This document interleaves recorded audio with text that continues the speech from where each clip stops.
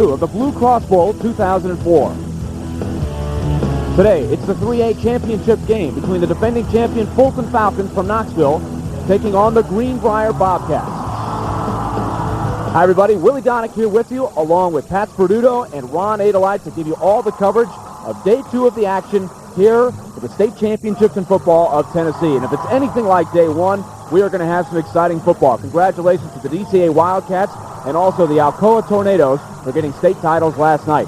Let's first turn to Ron Adelot, who won a state championship last year with Hillsborough. And, Coach, you're playing at high noon today if you're the Fulton Falcons and Greenbrier, and you're not used to that. Most teams play, of course, on Friday night. What does that do to your schedule and your routine? Well, the first two games will both be at a time-wise disadvantage because of the time starts usually on Friday night. It also throws off your weekly schedule, but kids are more resilient than adults, and usually the adrenaline will flow and things work themselves out. And we talked about this yesterday some. It's important, I'm sure, to calm your team down and make it as normal as possible so kids don't get too excited.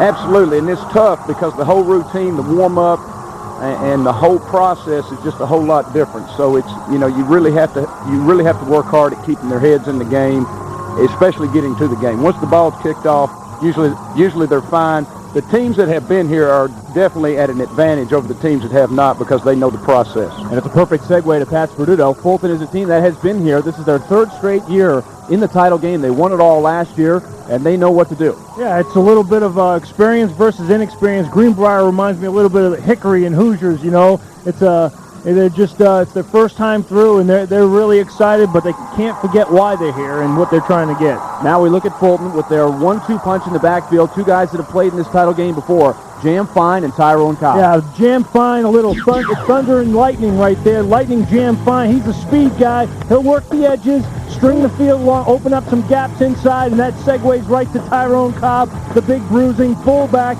and he'll pound it up the middle, and you see the combined yards, 2,000 yards. So both those guys will see an equal amount of carries.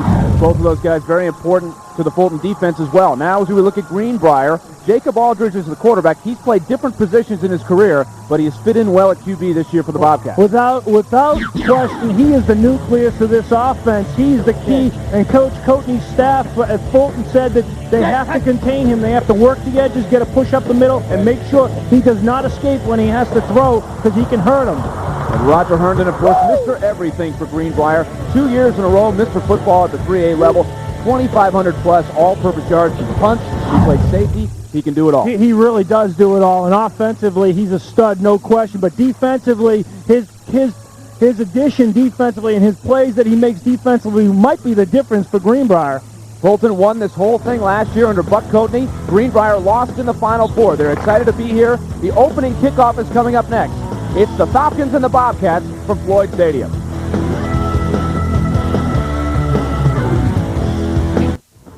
You see this right here, brother? That's what it's about right there. You ain't got one of these yet. You won't get one today, young man. You understand me? And this young man right here has been a blessing to the team, amen? The Fulton Falcons talking it over in their locker room. They want another ring. You know who that was? I think that was Reggie Cobb. How about that? Reggie Cobb, of course, the famous running back, Cobb and Webb in the UT days back in the late 80s, early 90s. And he has two brothers playing in this game. And, of course, 9 of the 10 coaches on the Fulton staff played for Fulton, and that is something that's rare these days. But you talk about having a direct connection with the program. Fulton has got it. Now let's go down to Mark for our sideline update. Mark White is standing by for the injury report. Thanks, Willie. The injury report, as always, brought to you by Premier Orthopedic. We'll start with the Fulton Falcons, the defending champions.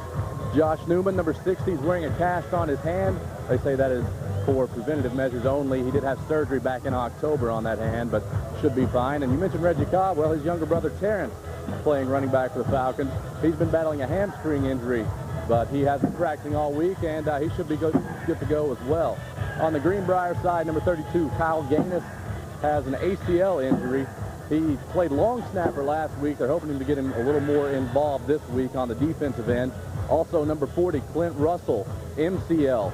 He tore it in week 4. He tweaked it again in the first round of the playoff, but he will be out there today on defense as well. Once again, that is your Premier Orthopedic injury report. And thanks a lot, Mark. Greenbrier won the toss. but they have elected to defer for the second half. So Greenbrier will kick off to Fulton to get things started here. Greenbrier on the year is 13-1. The only loss they had was to White House, a 4A team that got beat in the semifinals last weekend. So a very, very quality loss there. They lost that one 29-13. Weren't they undefeated this year up until that point? Up until last week, absolutely. Meanwhile, Fulton was 2-2 in the early going. And Buck Coatney was thinking about just trying to get back to the playoffs, let alone defend your state title. But then they really got it in gear, have not lost since. And their big deal, they lost to Austin East on their home field back in early September, then bounced back and won at Austin East in the quarterfinals 28-21.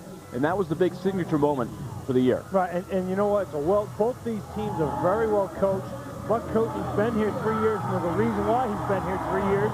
And you know, his players know how to get here. They knew if they stayed the course, good things would happen, and sure enough, they did. Elliot Bishop, who was back deep, actually transferred from Austin East, moved to go to play for Fulton. And he is back to receive the kickoff from Chris Tucker. And we are underway for the 3A state title. And this one is taken by Marcus Patton, and he is hit hard by the Bobcats. And you can hear that Bobcat crowd getting into the game. Here's to you, Mr. Robertson. That's Devin Robinson. Right here, watch the return, and then here comes Devin Robinson. Hello. So just 11 yards on the return. And so at the 19-yard line, Fulton will go to work. Their quarterback is Ish Young. He's an interesting story. He was red hot last week, threw 3 touchdown passes. But he was not the starting quarterback all year long. He lost his job in week 3, won it back in week 8. And here's the give. This is Jam Fine, grinding forward, and a good gain on first down. And we'll look at the Fulton Falcon offense. The starting lineup is brought to you by Wendy's. Here's the offensive line. Ash, Engel, Cooper, and Higgins. Engel is the experienced one. He's played in all 3 championship games. The backs and receivers, Fine and Cobb in the backfield. DeMarcus Matthews is the best threat going down the field. He's got a bunch of touchdown catches. Fulton will throw it a lot. And one thing that Coach Williams said, yeah, they'll throw it, but he's more worried about the screens and the draws because that's where he can get gashed. 2nd down and 2. Young on a quick toss outside to Matthews. Oh, what a great block. And the little bubble screen gets a first down for the Falcons. And we'll look at the Greenbrier Bobcat defense, which thrives on speed. They are not very big. Cole, Robertson, Osborne, and Stevens up front. None weigh more than 225. The linebackers, Prine, Pig, and Russell. Pig will play on both sides of the ball extensively. In the secondary, Jacob Aldridge, the quarterback, Roger Herndon, the main tailback. So again, 2A players for the Bobcats. They've got a lot on that of guys that go both ways. Last little bubble screen, great block by Bishop, and he's kind of missed everything, so keep an eye on him today, too. Counter play. This is Fine, and he is stacked up at the line of scrimmage by the Bobcat D. And this is what the Greenbrier defense does best. They're not big and imposing. What they are is quick and agile, and they get themselves into gaps very quickly. Watch right here. They're not as big as Fulton, but they get into gaps and they swarm like a bunch of bees, and they pester you. There's no question. They're hard to contain because you don't know where they're going. Fulton will have 2nd down and long.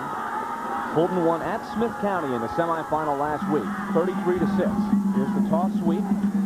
Fine, picking his way, gets back to line of scrimmage, falls forward for a yard, and again, Justin Pig was there to meet him. And we talked about Jacob Aldridge, the quarterback. Take a look at Jacob Aldridge, the cornerback, does a phenomenal job of forcing the play back inside. He's the end man on the line. He knows his responsibilities to turn it back where all his green jerseys are, and Pig cleans it up just like he's supposed to. A very good middle linebacker is Pig.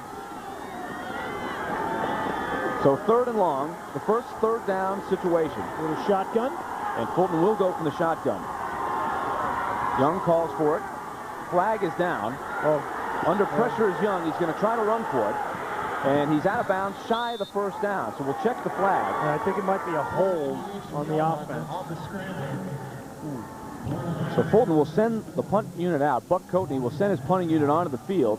No procedure on the offense. It's procedure against Fulton, and likely that will be declined. It'll be 4th and about 3. Right, it's not one of the big men up front. It was one of the people on the edge. And a nice pickup on the blitz right there by the back. And then off goes the quarterback Young. So it's 4th and more like 2. Illegal formation.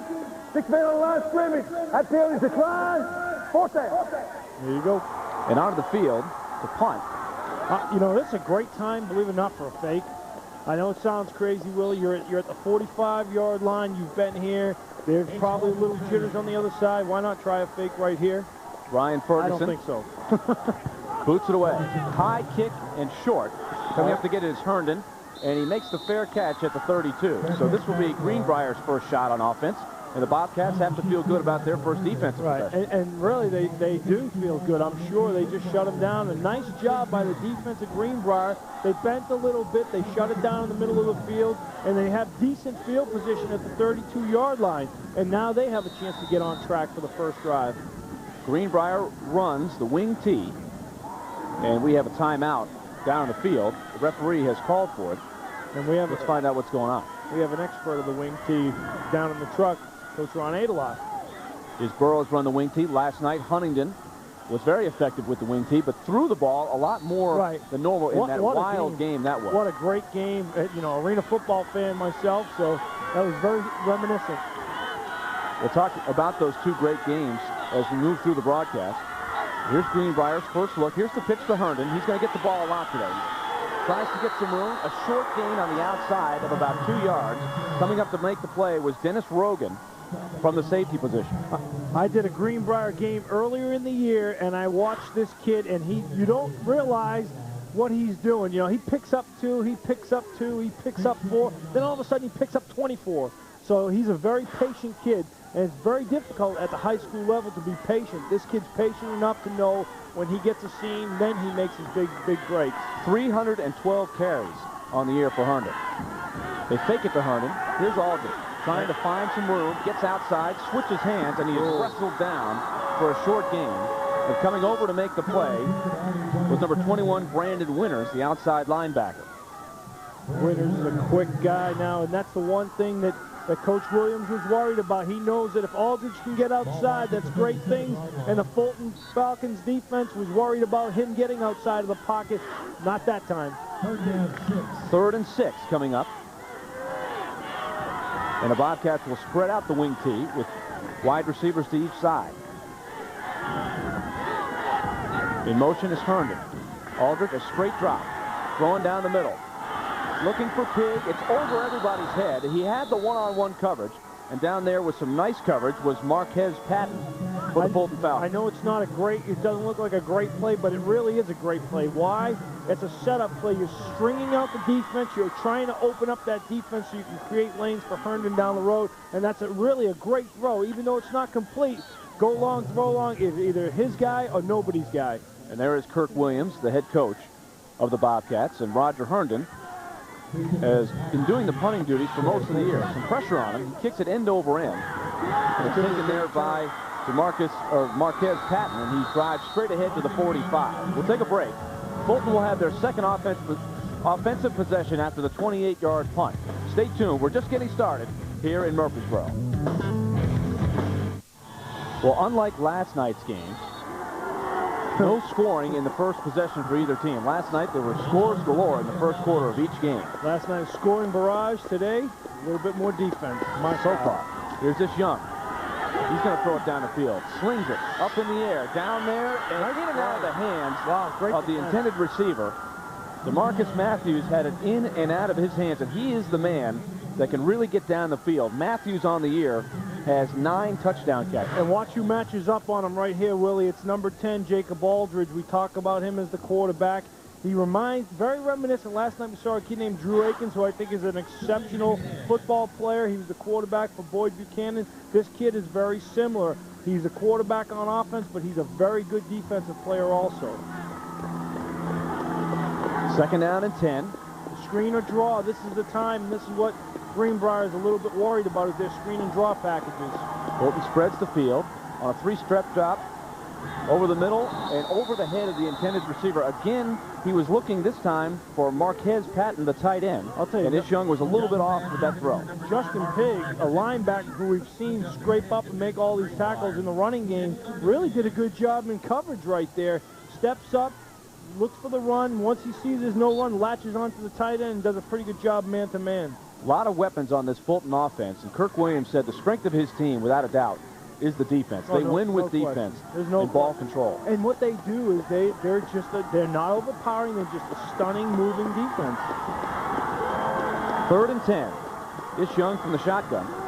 There's Screen play, and it's wrapped up, but then getting out of it is the running back. Fine, driving forward for the first down. They had him wrapped up in the backfield. They had it covered, but the second effort gets the first down. And check that. It was the tight end on the screen, Marquez Patton, and for 16 yards. It's just what Coach Williams said. He was afraid if they got into a 3rd down, this screen and draw package might kill them. Robertson had a chance to take him down for a loss, and nope. The tight end bangs his way up. Patton picks up some extra yards right here. Watch. Breaks the first tackle and then just lowers his shoulder. Nice play. Big 3rd down conversion for the Falcons. Here's Fine on the carry to the outside. Cuts back inside. Great play. And he may be gone. Herndon tries to run him down and gets him at the 7-yard line. Roger Herndon really had to hustle back to keep Fine out of the end zone after a gain of 31. Just what we talked about. Herndon saves a touchdown here. Just with sheer effort. Herndon's a backside corner. But watch Fine. Nice run. Great block right there. They catch them with the counter. What they're doing is they're countering the defensive stunts. Nice job by Herndon tracking him down from behind, but a great play. So Jam Fine off to a good start, over 10 yards a carry, and he got 31 of them there. 1st and goal from the 6. They give it inside the Cobb, and not much room there inside the 5. You see how the play calling has changed a little bit for Fulton. They're used to banging it up in there and being an I formation team and little thunder and lightning inside, outside. Now what they're doing is they're misdirecting them. There's little crossbuck action and counter action to try to get the defense guessing one way where their stunts go and cutting back against them. Nice job by Buck Coatney and his staff. There is Buck Coatney. This is the 6th play of the drive coming for his Fulton Falcons. They're trying to get on the scoreboard first. Here's Fine. Straight up the middle. Touchdown, Fulton. Jam Fine did the bulk of the work on that drive. Got him down there and then cashed it in. And we talk about Jam Fine. Great run, great play, big time touchdown, no question. But I go back to the big fellas up front. Nice job opening up a gap. And of course the fullback. Watch the fullback clean up. He's the key block in there. He cleans it up, opens the last gap for Jam Fine, and he sticks it in the end zone. 6-zip Fulton looking for the extra point. Ryan Ferguson on to attempt the extra point. And he is able to knock it through. No, it is not. He hooked it. So the kicking problems continue here in Murfreesboro. All teams have had some problems in the kicking game. But Fulton is on the board with the game's first touchdown. The senior Jam Fine into the end zone. Congratulations to all Northern and Middle Tennessee TSSAA Blue Cross Bowl participants. We are proud of you and all of your achievements. This message brought to you by Volunteer State Community College. 615-741-3215. My wheels were shooting sparks when I pulled in the budget brakes. The technicians were surprised that I could stop it all, but they fixed everything. They did it right, and they did it for a lot less than anyone else in town. Now my brakes are the best thing on my truck. If I ever hear that grinding sound again, you can bet I'll be back a lot sooner. Budget Brakes. It's honest brake repair for people living on a budget. Watson's, your family fun store. Might have what you're looking for this Christmas. Pool tables from $8.99. Leather pocket tables from $13.99. Beautiful game tables. Poker tables and chips. Foosball and air hockey and tanning beds. Merry Christmas. There's the senior Jam Fine, one of only about 3 or 4 players on this team that has played in all 3 of the championship games. The 21-14 loss to Ridgeway back in 2002 and the 36-9 drubbing of Covington last year. So Fine looking for back-to-back, and he scores the game's first touchdown. And first of all, we need to check in with our cart camera, which is outstanding. And today it's brought to you by our friends at the River, 107.5. Yeah, they've really given us a great shot, and we haven't had the cart cam in a while, so first time we've had it here at Murfreesboro, and it's been a lot of fun. A little different angle. So the Falcons will kick it off. And if you're butt coating, you got to feel pretty good. You come out, you get first blood, you go up 6-zip. You don't like missing that extra point. It can always be an Achilles heel down the road. Greenbrier has to settle down and have a real good drive here. I always believe the return drive is the key response. Herndon will take the kickoff from the 6. They'll take it up the right side and get knocked down at the 24. Good coverage by the Falcons after an 18-yard return. And let's set the Greenbrier offense, which is brought to you by Wendy's. The offensive line is small but quick. Dale Crissell, only 175 pounds at center. That's one of the most undersized centers you'll see, but he's still effective. Backs and receivers. We've talked about Russell. We've talked about, of course, Aldridge, the quarterback. Justin Pigg is the guy that has really picked it up. He had a huge run last week in the semifinal victory at Kingsbury, 14-12 over in the Memphis area. Greenbrier's second attempt with the ball. And up the middle, Pigg. No, right on cue. It's Dill. And Dill gets all the way. Troy Dill right up the middle for a huge gain. The biggest gain of the game for Greenbrier so far, 34 yards. For your curveballs. I saw the 2 and I thought it was Justin Pigg, but sure enough, Troy Dill, the backup fullback, jumps in there, and look at him just gash him right up the gut. Great blocking. You said undersized linemen. What they do a very good job of is getting angle blocks on those front 5. And they really did a good job right there. The center, like you talked about, Crissell works one way and the guard works the other way. Nice job by Pearson and Crissell and Cole. There's a look at Crissell. He just doesn't look like your normal center, but he's effective. Now they go to Herndon, cutting back up the middle.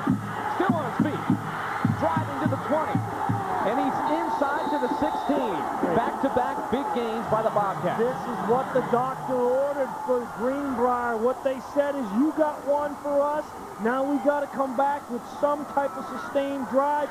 They get a first run by Dill, a second run by right here by Herndon. Mr. Football breaks one tackle, then breaks another tackle, and I thought he was going to even break the third one. Nice finish. He almost broke that third one and got into the end zone. A great run and a great kick-out block by Wade Pearson, the guard on that play. And there are the numbers. Look at the carries for Herndon. That is a workload. Now they give to the fullback. And this is Clint Russell, and he is stacked up. Now, Russell is one of the 2 guys that has been banged up with knee injuries. Let's look at first the Fulton defense, brought to you by Wendy's. Now, the Fulton defense has 7 sophomores that start. You talk about turning over a lineup. Antonio Hamilton is one of them, and Kirk Williams noted him as a tremendous force as a sophomore. Then there's Winters, Cobb, and Fine. Cobb and Fine will really do the job tackling. And in the backfield, Bishop and Matthews are outstanding. Bishop has 4 interceptions. He is Mr. Everything back there. Their linebackers are pretty outstanding too, Willie. Don't kid yourself. Those guys are pretty darn good, and they're very physical. Cobb and Fine, and then they have another Cobb that comes in, the little freshman, Terrence Cobb. Herndon gets about 4, and Terrence Cobb right on cue made the tackle there.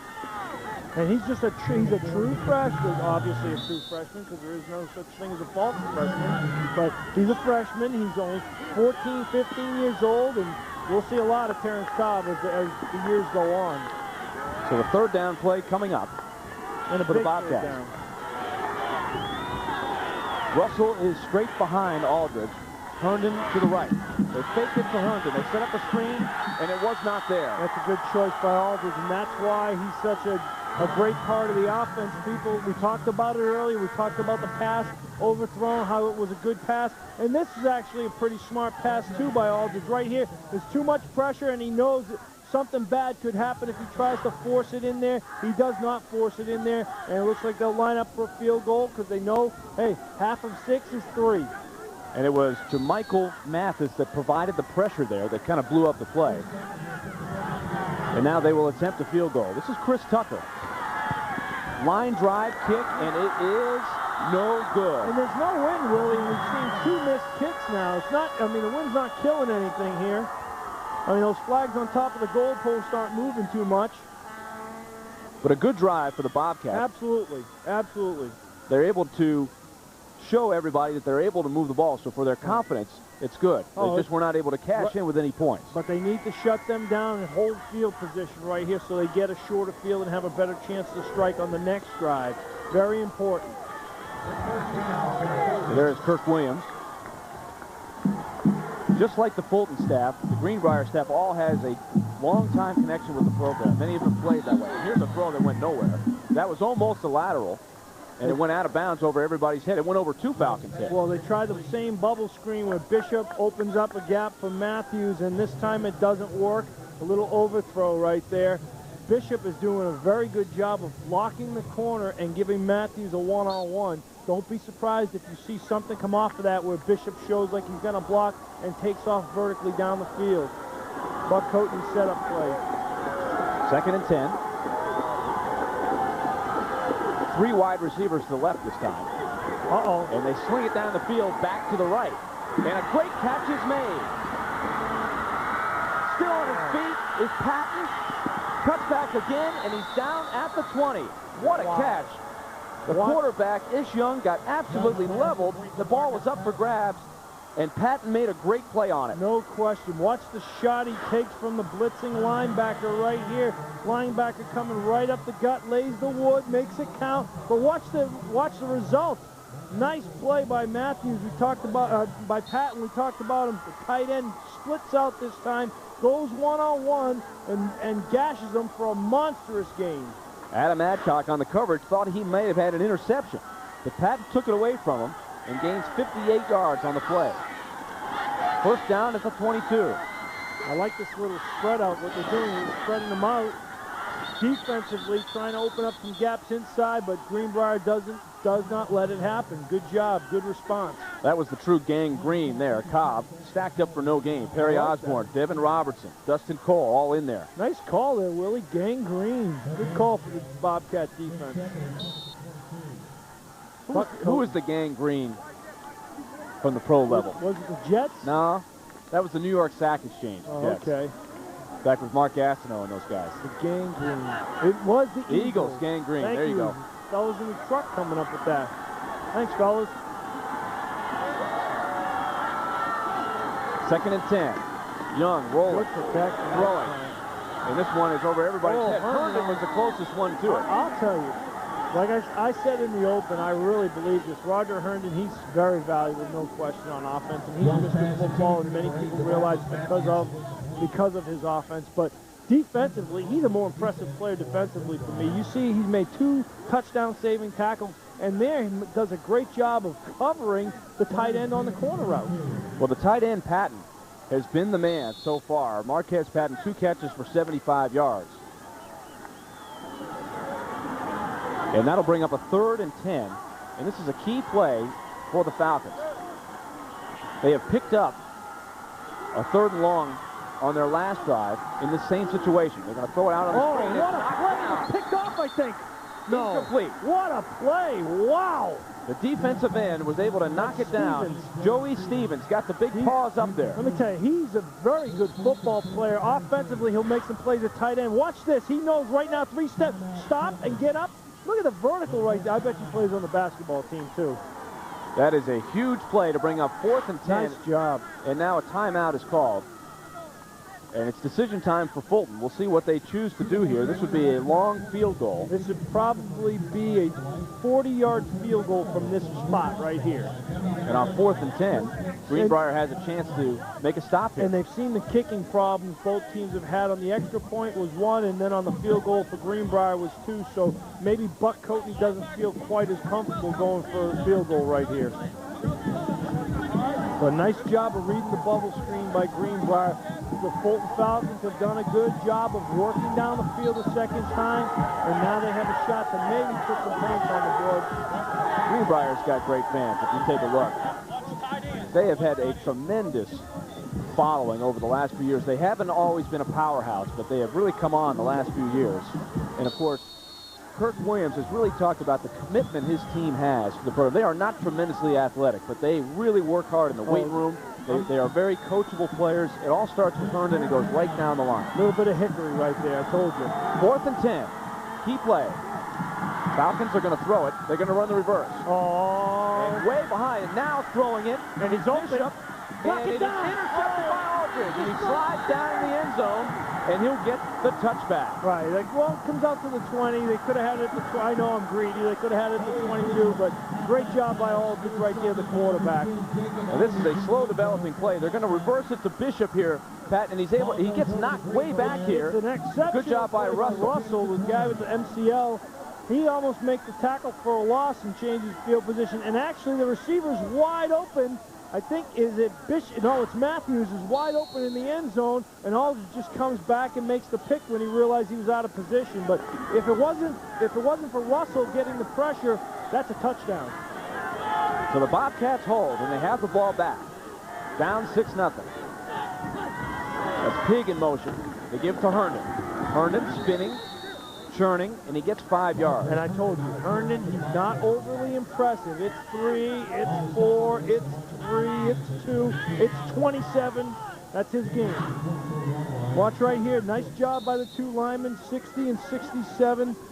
That's Pearson, and 67 is Robertson. Do a nice job of pulling, leading up, and Herndon picks up his 5. So a good first down game. 2nd and 5. And they go to the fullback right up the middle. I like Dill again. I like this play. Dill popped the big one on the last drive. I think he's going to get a few more for a face mask right here. So the flag is down. But I do like this play with Dill up the middle. They're so focused on Herndon side to side. They're popping him every once in a while with Dill. Dill had 401 yards on the year, and he has really come on in the playoffs. He had 58 yards last week, 67 the week before in the quarterfinals. Nice block again by Pearson. It's a little the face gap. mask on the defense. 5 yards in the run. First down. 5. That's not that bad. It was right at the end as he was going down. Right. And it was Dennis Rogan that just got the side of the face mask by Dill. So a first down carry and then tack on 5 more.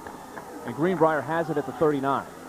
Now a straight I formation from the Bobcats. A different look. Herndon has room. Herndon sneaking down the sideline, gets pushed out of bounds at the 48. So he'll be close to a first down, probably a yard shy. And Herndon, again, with workman-like yardage. Nice job. Look at the wing tee at its best. They had the fullback gash him earlier, so people a little more focused. Herndon gets to the edge, and that's where he's dangerous. And that was close to a hit out of bounds. It'll be 2nd and 1. This kid deserves the Mr. Football. I'm going to tell you right now, because he is Mr. Everything for Greenbrier. Now, by no means does he take away from his teammates, but he is Mr. Everything. Dill has the first down, but a flag is down, and this is in the backfield for the Bobcats, and this will come back. It's probably motion or formation. Illegal shift. Shift.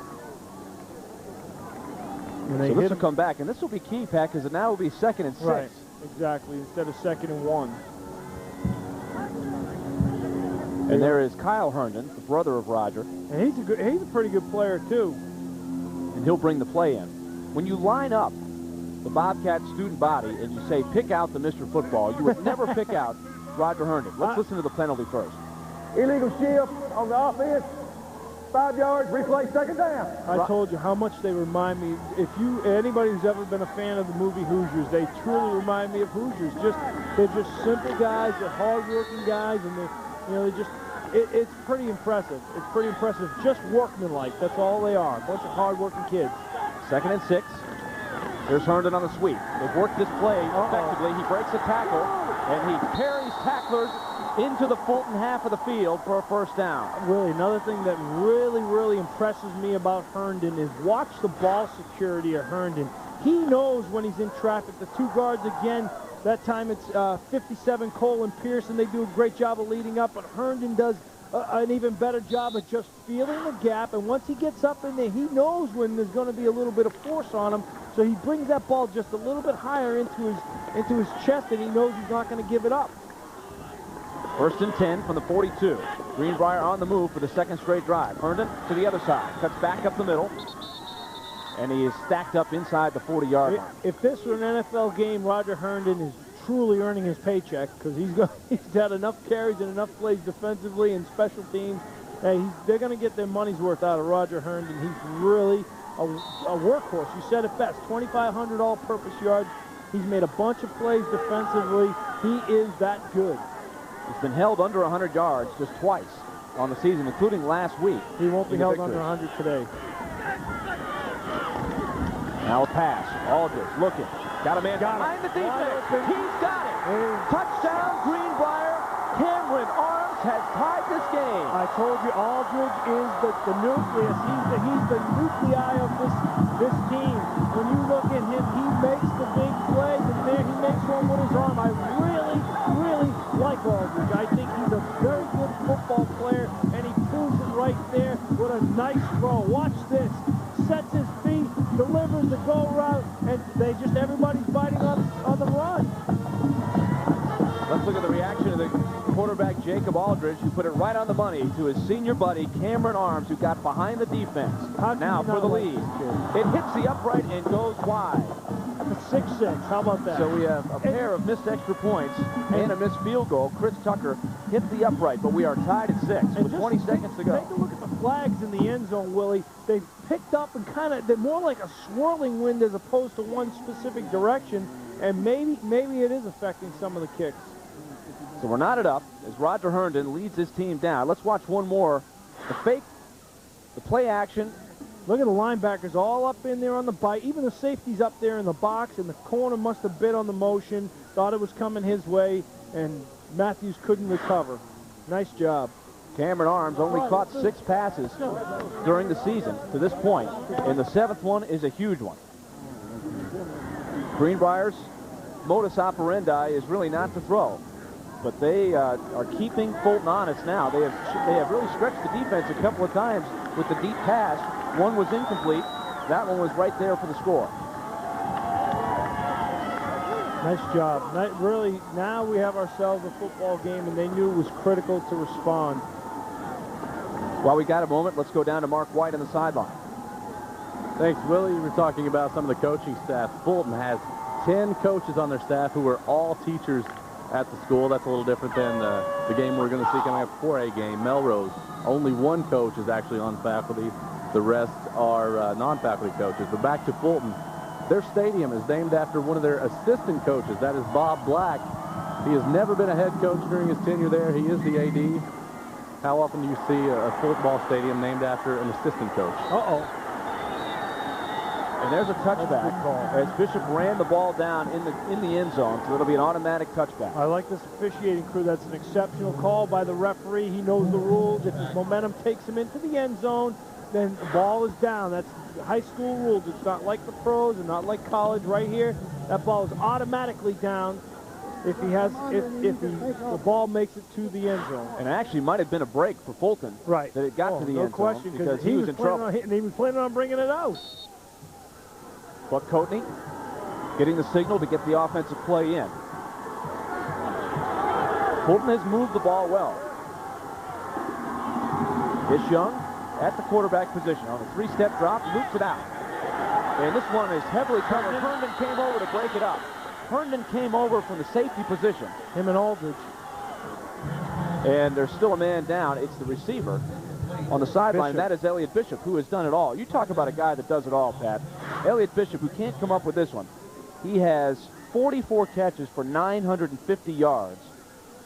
He's also got 15 punt returns, 10 kickoff returns, 4 interception returns. He does a little bit of everything for this team. I'll say it again. Roger Herndon, we talked about him offensively, but defensively is where he's going to be the MVP of this game if Greenbrier wins. 18 touchdowns for Bishop. And I look for Buck Coatney to get Fine and Cobb back on track. They really haven't dominated like maybe they should have. Second down as Jam Fine is stacked up. And that'll be the end of the first quarter. So a third down situation is coming up for the Fulton Falcons. It's been an exciting first quarter. Each team with a touchdown. Third down coming up.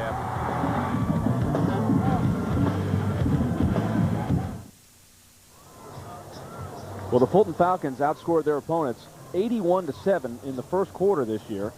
Today, a different story. We've got a 6-6 deadlocks as Fulton will be facing a 3rd and long. This is the type of game I truly enjoy, Willie. This is 2 good defensive football teams. I love Buck Coatney and the way he coaches his squad, and I think same thing with Coach Williams. 2 very good, well-disciplined football teams. We're in for a good one today. 3rd and 7. Young will throw it over the middle. And the pass is made and then dropped. They're going to throw the beanbag down. It's a fumble. Herndon has it. Herndon returning it for Greenbrier. And he's stacked up at the 15. A big play. A huge hit after the catch was made. I wasn't sure whether they would call it complete or incomplete. I'm trying to see. But watch the hit by the safety. That scares you on the crosser right here. Nice. He's got it, no question. And Arms lays the wood. Wow, him and Pig. Watch this. Ba-bam. Cameron Arms, who just caught the touchdown pass, jarred the ball loose. That is a shot right there, and Herndon makes the best of it. Right there, perfect. That ball's out, it's true. Great call by the official. He lost it just before he hit the turf. That's a good call by the official, and it's an exceptional job by the gangrene defense. That's my new name for him, thanks to you, Willie. Well, thanks to the Eagles. Was that the Buddy Ryan? Was that Jeff Fisher was on the Buddy Ryan staff? It might have been. We're going to have to look that up. We're going to have to get somebody on the internet to pump that out for us. So a big break for Greenbrier. First turnover of the game. Let's see if they can cash in. Big hit by Cameron Arms. Here's the sweep. Watch Herndon. Aldridge out there blocking for him. Love that. See, now that makes a coach proud. When I see a quarterback toss and then go block, I love him. I'll take that guy. He's on my team. I want quarterbacks that can block. That would be, you know, it's like arena football. You got to play both ways. Same thing here. Quarterbacks that can block. Maybe they can cover. He does it. Only 2 for Herndon on that play. When you look up quarterbacks like skills, you know, it says, you know, running, scramble, passing, throws this, throws that. How about blocking? You just saw Kelly Ziegler, who was on the Bobcat coaching staff, a former University of Tennessee star. Herndon is gang tackled by Fulton there. They knew who was getting the ball on that one. Hey, I'm going to say Antonio Hamilton was all over that play. I'm not going to slouch on these linebackers for Fulton. There's some monsters now, all of them. And you talked about Hamilton. Look at him dominate the line of scrimmage. Wow. And that's just a sophomore, ladies and gentlemen. That's a true, he's a sophomore, and he just dominated the line of scrimmage right there. What a monster. 6'1", 275 as a sophomore. Oh, he's going to be special down the road, too. That is how you're able to lose all those players that they lost off of last year's championship team and come right back. Third down for the Bobcats. Rolling is Aldridge. Throwing on the run. Got his man. It's incomplete, out of bounds. Arms couldn't stay in. He caught it, but did not get the feet down. It's a nice route and a really good throw by Aldridge. Intended for Cameron Arms. It's just a comeback. Watch Arms right here. Takes him down 12, 13, 14, 15. Work back outside. Then work back. Smart man. Work back to your quarterback. Ooh, that's close. That was very close. That's close, but you know what? He's there, and I don't doubt these officials made the right call. Well, they had a great view of it. It looked like he came down on the chalk, so that'll bring up 4th down. And another opportunity here for Chris Tucker on the field goal unit. This one's right in the middle of the field. It'll be from about 31 yards out. And we've got a whistle. Buck Coatney has called timeout. Buck Coatney was in the middle of the field. And it looked like maybe he had too many guys on the field. I can't figure out any other reason why he would call that, Jeff. He does. He has 12 on the field. That's a great job. And Buck made 13. He was all the way out there. He was almost to the hash mark. Yeah, you're right. He made 13 because he was almost in there. Well, he played for him. Yeah, so he was inside the numbers. He's used to having the Falcon uniform on there. That's pretty impressive. I'll tell you, really, I've enjoyed the last 3 years we've had these games. He's been the coach here. He's a very good football coach, and these kids come down from Knoxville every year because they're well coached and they're well disciplined. And a lot of credit goes to Buck Coatney and his staff. Well, you look back to last week. They were at Smith County on the road taking on the Owls. And it was a tight game.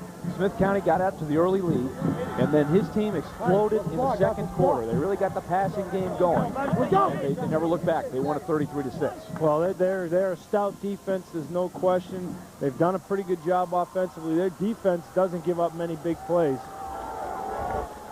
And you see it right there. They've only allowed 100-yard rusher this season. And that was in week 4 against Lenore City, so it's been a long time. And Herndon so far. He's knocking at the door already. He's already plowed through for 64. He will hold now for the field goal, and Tucker has missed this one as well. Good pressure coming through the line was Jamichael Mathis, and that might have bothered the kick. So we're still tied at 6. The kicking game for both teams has left a little bit to be desired. We'll be back after this.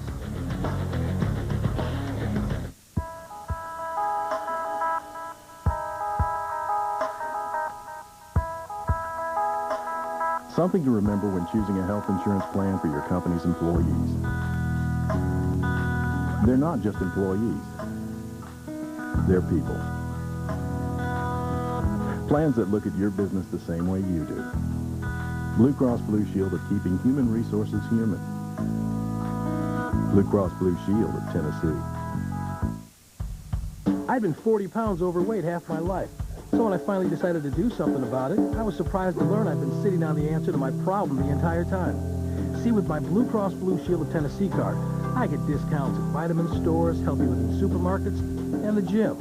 All for less. Money and pounds. More hospitals, more doctors, more choices for living well in every card.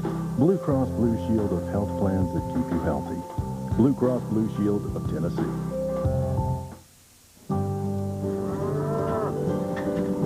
I get a great sense of accomplishment anytime I finish a tough job all by myself.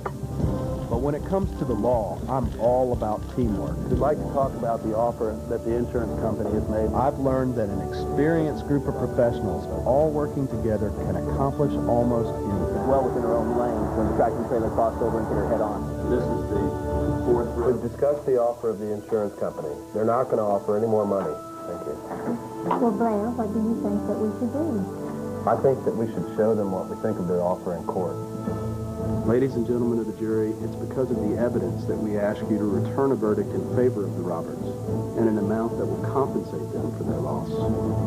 We, the jury, find for the plaintiffs in the full amount. All right. Congratulations. Thanks, Blair. No thanks are needed. That is wonderful. Justice is your right, and we demand it. The Fulton Falcons have the ball back. A school opened in 1951, 5 minutes from the University of Tennessee campus in North Knoxville. And they are tied 6-6, looking for their second straight state championship. And once again, our cart camera along the sideline being brought to you today by 107.5 The River.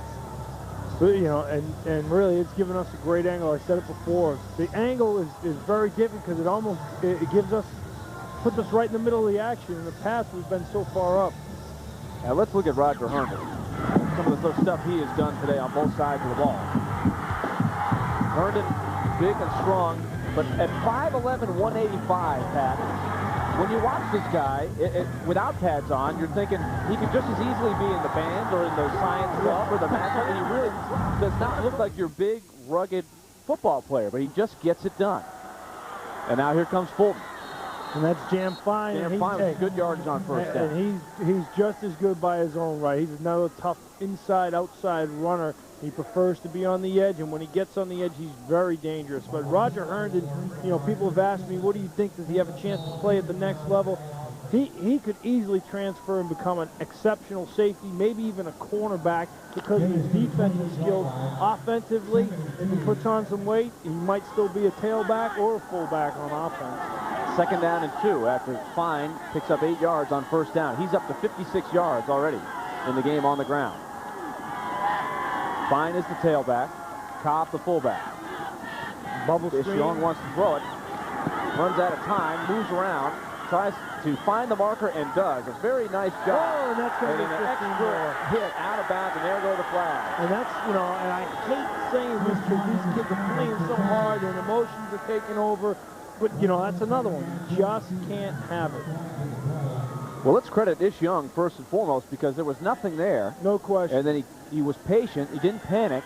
And he found the first down marker. Now he's going to get rewarded with an extra 15. They were about to jump this bubble screen again, and he knew it, and he didn't want to force it in there, so he takes it down. Then he looks, he says, okay, let me try to get something out of this. And just hustling across, Joey Stevens, you've got to pull up, son. As soon as you feel that white, and the sidelines are nice big painted in white, pull up. Dead ball, personal foul on the defense, 15 yards, first down.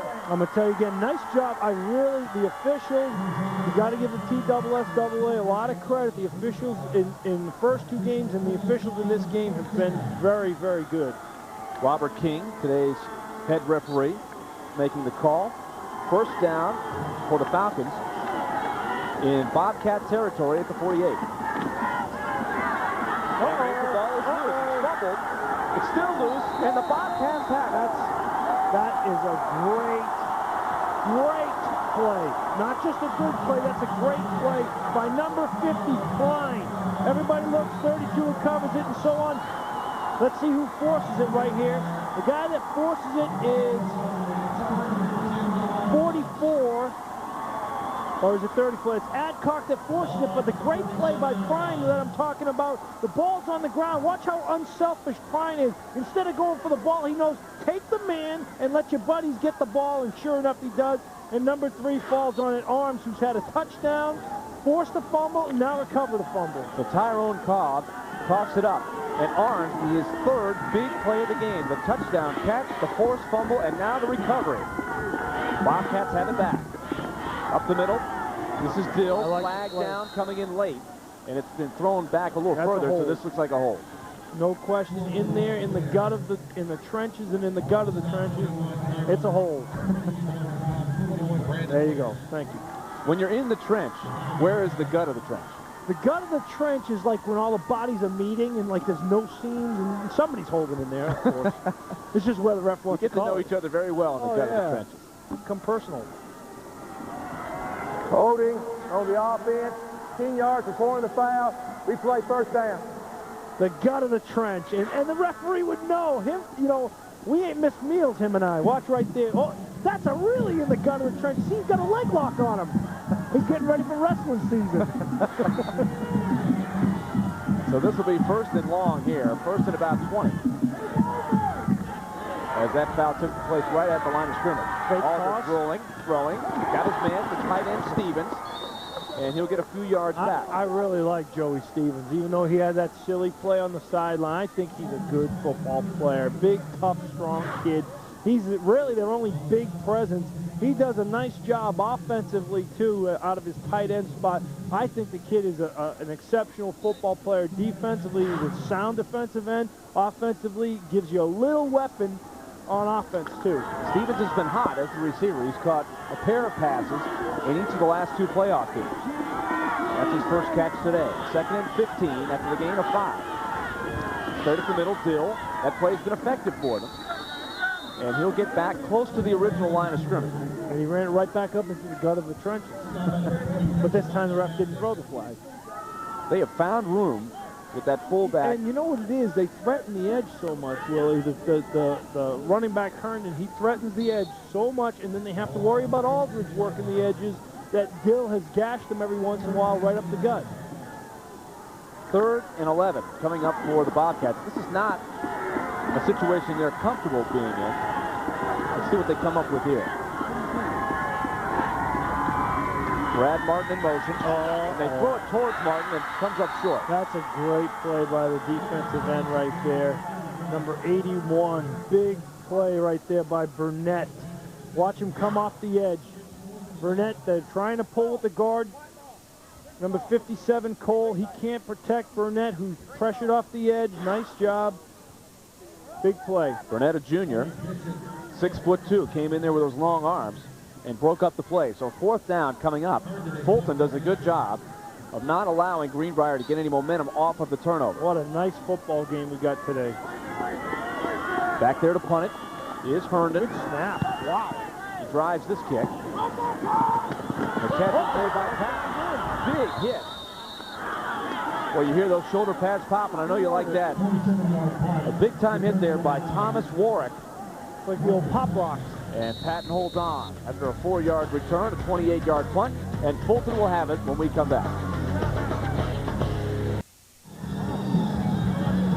Tied up here at Floyd Stadium, Justin Pigg, the middle linebacker, looks like he's a little dinged. They're checking for the concussion on the sideline. That's a couple seconds ago they showed it. Yeah, he said, oh, no, I'm okay. I'm all right. Don't worry. Trainer says, okay, give me your helmet. He took his helmet away. You can't run on the field without your helmet. Nope. So Pigg is on the sideline, an important player on both sides of the ball. The middle linebacker, and he's a good one. Fulton goes back to work. Young to the outside. Conceived play. Nice job. Clean works. And this will be a first down catch.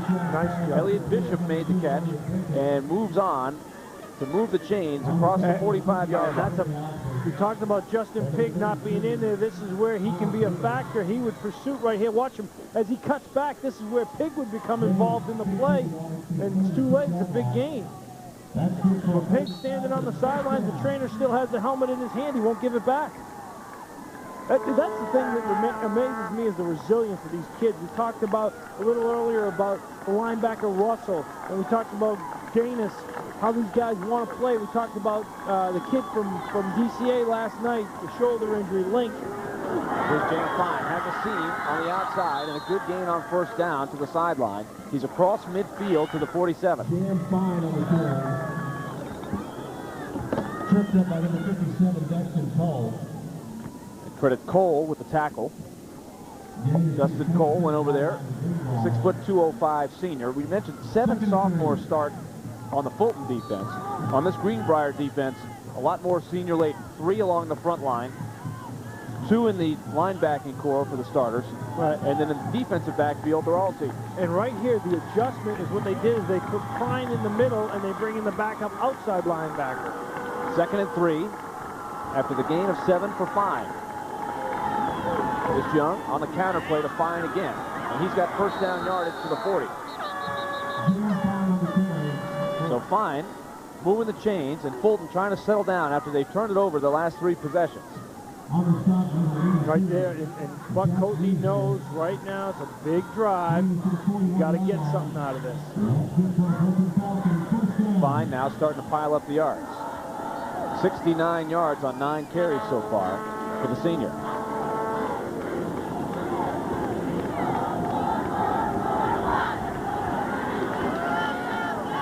6:20 and counting here in the first half. Fulton struck first. Jam Fine, a touchdown run. Bobcats came back on the touchdown pass from Jacob Aldridge. Bain. Back across to the tight end Marquez Patton, and he'll have a first down at the 30-yard line. Greenbrier, very opportunistic defense.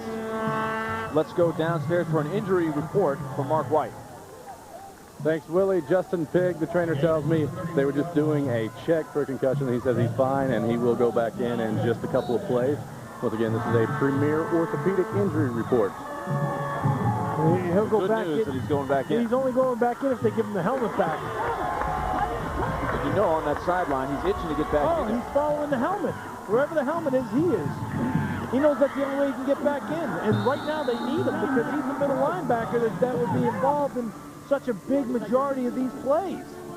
Fulton has been able to get it done on the ground the last few plays. Another good game there for Fine. And then you see, he just wants to get back in. Wherever the trainer is, he's standing about 5 feet behind the trainer. The trainers have passed the helmet back and forth, and he just follows the helmet. I love it. I love it, though. But the resiliency of these kids is just amazing. You know, they know that it's do or die. It's their last chance to play, a lot of them. Falcons, a methodical drive here. This is a nice drive by Coach. And they'll give it to Cobb. Cobb driving forward, has the first down. And his first carry since the fumble, he secured the ball and he got a big gainer. I really like what Fulton has done. They've been very balanced. They've worked the counter. They've worked Fine. They've worked Cobb. Expect them to throw the ball eventually within the next couple plays. Because if you see what they're doing, they're setting them up. They're forcing the defensive back for Greenbrier to move up and come on and be involved in some of these tackles, especially with Pig out. Now they're creeping up the safety. Russell and Arms make the tackle after the gain of 11. With the numbers on Cobb for the regular season. He did not play last year, did not play football. 2 years ago, he was a big star as a freshman on the middle linebacker core. Now he gets it again. Oh, this time he's taken down after a short gainer. Oh, Herndon came up and laid some wood right there. Wow. And meanwhile, on the outside, Bishop and Aldridge are really going at it with downfield blocking. Well, and that's the key to big runs. Watch right here. The linebacker gets caught up, so here comes Herndon from his safety spot, gets up and gets involved along with number 41. And you can see on the left side of your screen, Bishop pushing Aldridge right out of the picture. He pushed him all the way out of bounds. And they have really been going at it on the outside. The quarterback for Greenbrier and the wide receiver for Fulton, Bishop. So keep an eye on that. Right, Aldridge knows that he's got to get involved eventually. Oh, tight end swing again, and a great open field tackle by Adam Adcock on Patton. They tried to run the tight end across for the second time on the end-around play. And that'll bring love up this fourth play. down. Watch the corner. He knows he's the end man on the line of scrimmage. E-M-O-L-S makes that play. Watch this. Up. He knows he's got to turn it in. There's nobody outside of him. If he gets outside of him, it's all over with. Adcock knows it and makes a big play. Big. 5'9", 150 pounds. Adcock makes the big tackle, and that'll bring up third down. Equipment. They're just fixing equipment. Adcock helmet got a little jostled off. Pig's over on the sideline saying, well, my helmet's jostled off too. So no gain on the play. 3rd and 8. They have to get to be safe, the 3-yard line to pick up the first down. Big play. Crowd getting into it. Here comes the blitz, too. Greenbrier fans rooting on the defense. Taking the fade pattern to the corner. Aldridge. I'm going to say something. That is perfect coverage by Aldridge. He cuts him off. He just cuts off the route. You can't beat that. The flag is down, though. Watch the coverage right there. Hey, it's just position. That's all you need. You don't necessarily have to cover somebody. You're just in great position. Timeout called, not a flag. My apologies. And Aldridge made the turn on the football just in time, so incidental contact. So 4th down coming up. And Fulton will call their timeout. Right. That's their last timeout of the first half. Right, but with 3:02, this is such a big play. Right. And they probably won't get it again. Let's go down to Mark White for a quick sideline report. Thanks, Willie. We've got Scott Wilson here from Blue Cross Blue Shield. And Scott, you guys are sponsoring not only the high school football championships, but all high school championships in the state. We do. We're proud to be involved at that level. We sponsor, like you said, all the championships at the high school level. We also sponsor the Tennessee senior games. So we like to hit both ends there. Don't discriminate. That's right. And tell us a little bit about the program you have going on upstairs. What we're doing, I'm sure you've been reading in the papers about Jason Giambi's admission in the San Francisco Chronicle story that he used performance-enhancing drugs. And I was just thinking about, he was the MVP, and now his whole career is tainted by using those drugs, and he's dealing with the shame. But we're most concerned not with the shame of cheating, but with the health effects. We did a survey, and 1.1 million teenagers in America are using those drugs. 75% of them don't know that it can harm you, and it can cause heart attack, liver disease, or death. So this is what our Healthy Competition campaign is about. All right, thanks, Scott. Let's go back upstairs here. Fulton tries to go on top. 4th down. I thought it was going to be a bubble screen. And up. Dangerous. It into the end zone, and it's over the head of Bishop, and the Bobcats have held again. Nice job by the Bobcat defense. A really nice drive by the Falcons. They get down here, similar to what Greenbrier did earlier in the game. Took it all the way down and convert. This time, the Falcons take it all the way down, and they can't convert. We got ourselves a great football game. Both defenses have really tightened up in the red zone. See? Big time. They must have known I was here. Both teams have moved the ball between the 20s very well, but when they've gotten into the red zone, the defenses have really made it tough, and because of the lack of the kicking game on both sides, they've been able to keep the teams off the scoreboard. We're still tied at 6. Bend but don't break theory. They go back to the money man, Herndon.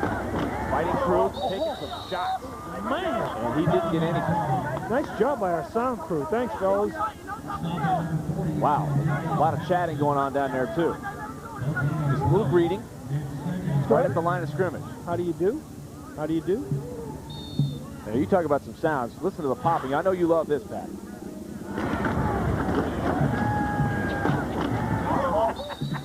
How do you not like... I can't even make those sound effects. No gain on the play. 2:18 and counting. Bobcats will love to chew up the clock. Right, and remember, the Bobcats deferred to start the game, knowing that they'd get the ball first in the second half. Now, the most important thing for them, if they can sustain or let this clock take it all the way down, punt it, don't give Fulton a chance for a short field, or too short a field, and get out of here at halftime 6-6, they get the ball first.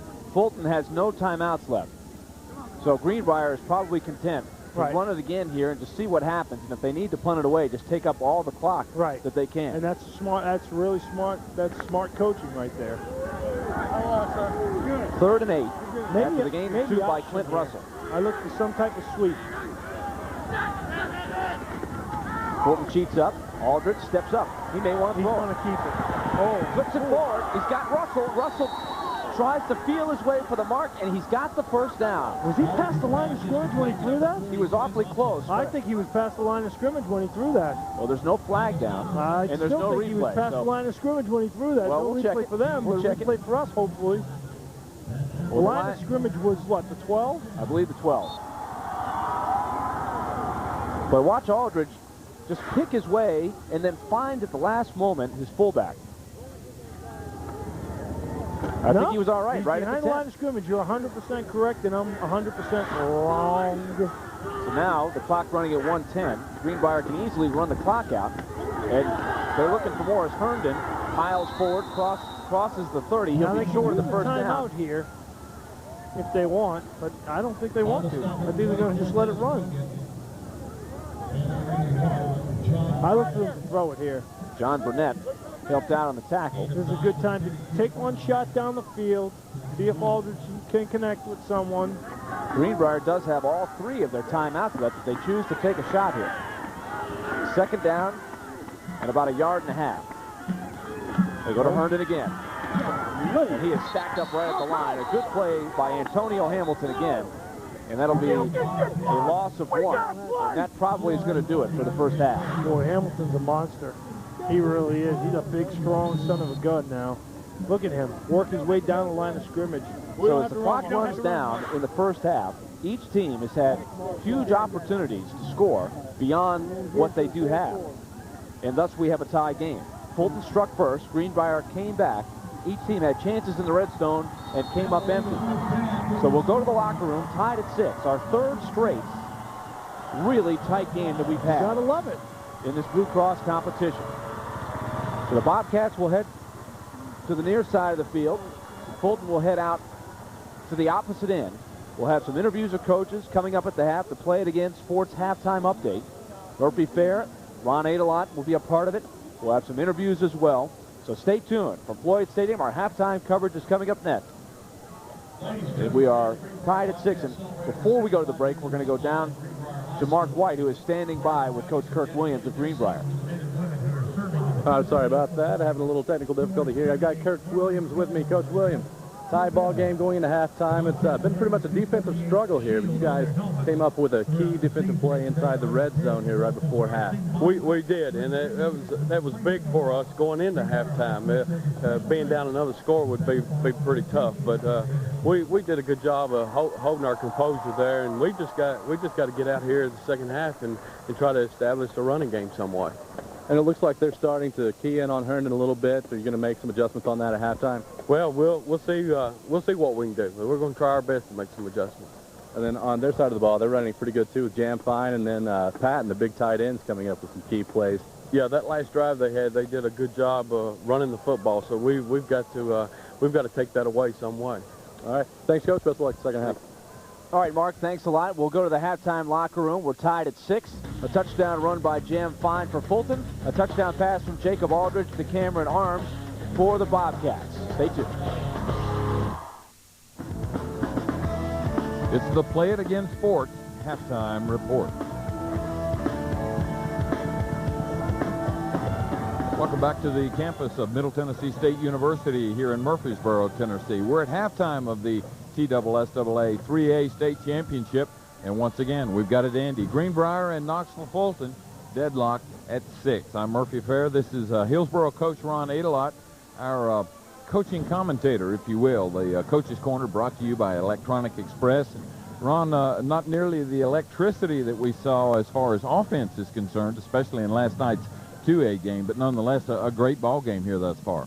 No, these are the type of defenses that you expect to see this time of year. Both of these defenses are doing a great job, and that's going to, whichever one can continue to do that in the second half is going to come away with a win today. Thus far, we've seen a lot of good coaching on both sides of the ball, a lot of adjustments, back and forth, what's going to work and what's not going to work, but they both seem to answer the call very well. I think both coaches did a great job of breaking down the film defensively. The defenses are where they're supposed to be, and, that's my hats off to both of those guys. Offensively, they're searching a little bit, but, a big play here or there. Obviously, Greenbrier is winning the turnover battle right now, and that may play a key in the second half as well. Got a couple of highlights to show you here from the first half. First of all, we'll go with Knoxville Fulton. Ron, you want to talk about this? Yeah, Fulton's athleticism is playing a big role in the first half, even though it's a 6-6 game. Greenbrier, in my opinion, doesn't need to make a whole lot of adjustments. They're exactly where they need to be. The athleticism of Fulton is just taking over in certain situations. Well, I saw that last week when Fulton played Smith County in the semifinals. A good 2.5 quarters. But the athletic ability, the speed factor, and the height difference also among the receivers for Fulton and the guys in the secondary for the opposition really started taking its toll late in the game. Absolutely. You know, when you put great athletes in space, you know, sometimes big plays happen. You know, they just make big plays happen, and big players make big plays in big games. Greenbrier, a team that dresses out an awful lot of kids, and a lot of these kids have played together for the last several years. The big thing with Greenbrier is they started out, they're like a lot of teams, and like myself, sometimes we outcoach ourselves offensively. We come out and try to put in packages that we think people have not prepared for. But what they did with that particular play in Herndon was they went back to base offense and proved they could move the football with their bread and butter. So, you know, I think that was a key for Greenbrier, and I think that's something we'll see a whole lot of the second half. Speaking of Greenbrier, and I mentioned earlier, these kids for the Bobcats have played together for a long, long time. I think even back to the time they were 10 and 12-year-olds. And last week when they made the trip to Kingsbury, they watched this film on the way down. Most of the senior starters for this year's Greenbrier team, as they were 11-year-olds playing for the Greenbrier Bobcats. A lot of people who saw this film and have seen this film time and time again say that the numbers on the jerseys don't matter. They run the same, they walk the same, and a couple of minor differences. I know Herndon played at quarterback on this team, and Aldridge was a running back. They have since swapped those kids once they got to their last couple of years of high school.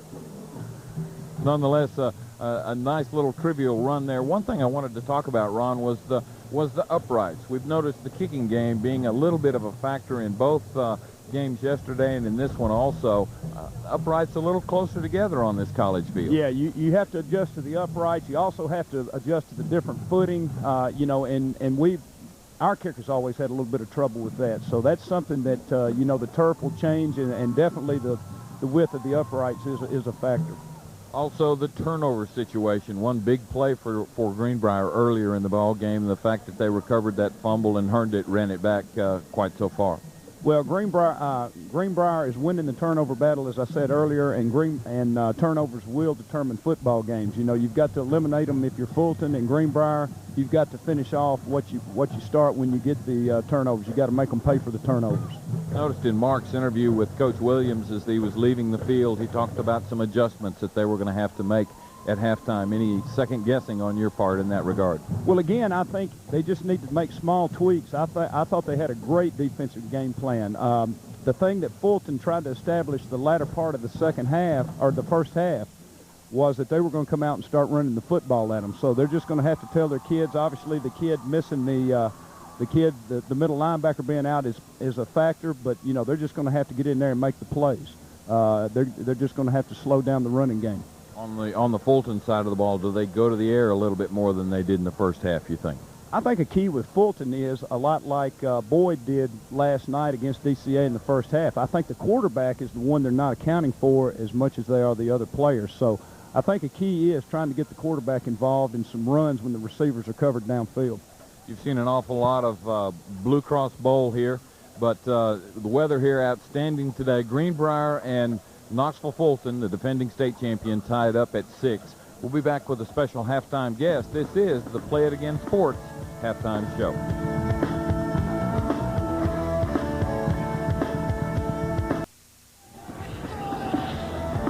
The Falcons of Knoxville Fulton High School tied dead even 6-6 with Greenbrier's Bobcats. We are at halftime of the 2004 TSSAA Blue Cross Bowl. We're in the middle of the Play It Again Sports halftime show, and our special guest right now, Jerry Pearson, one of the assistant coaches at Dixon County, obviously with the big DC on his shirt there. Jerry, how you doing? It's kind of a nerve-wracking game, and we'll tell everybody why in just a moment.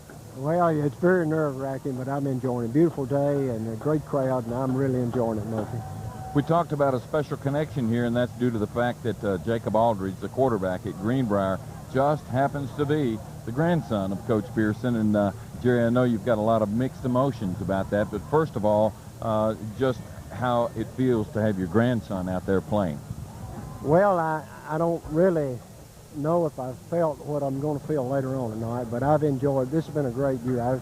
I've seen all 15 games, and I've really enjoyed. I just enjoy watching the whole team play.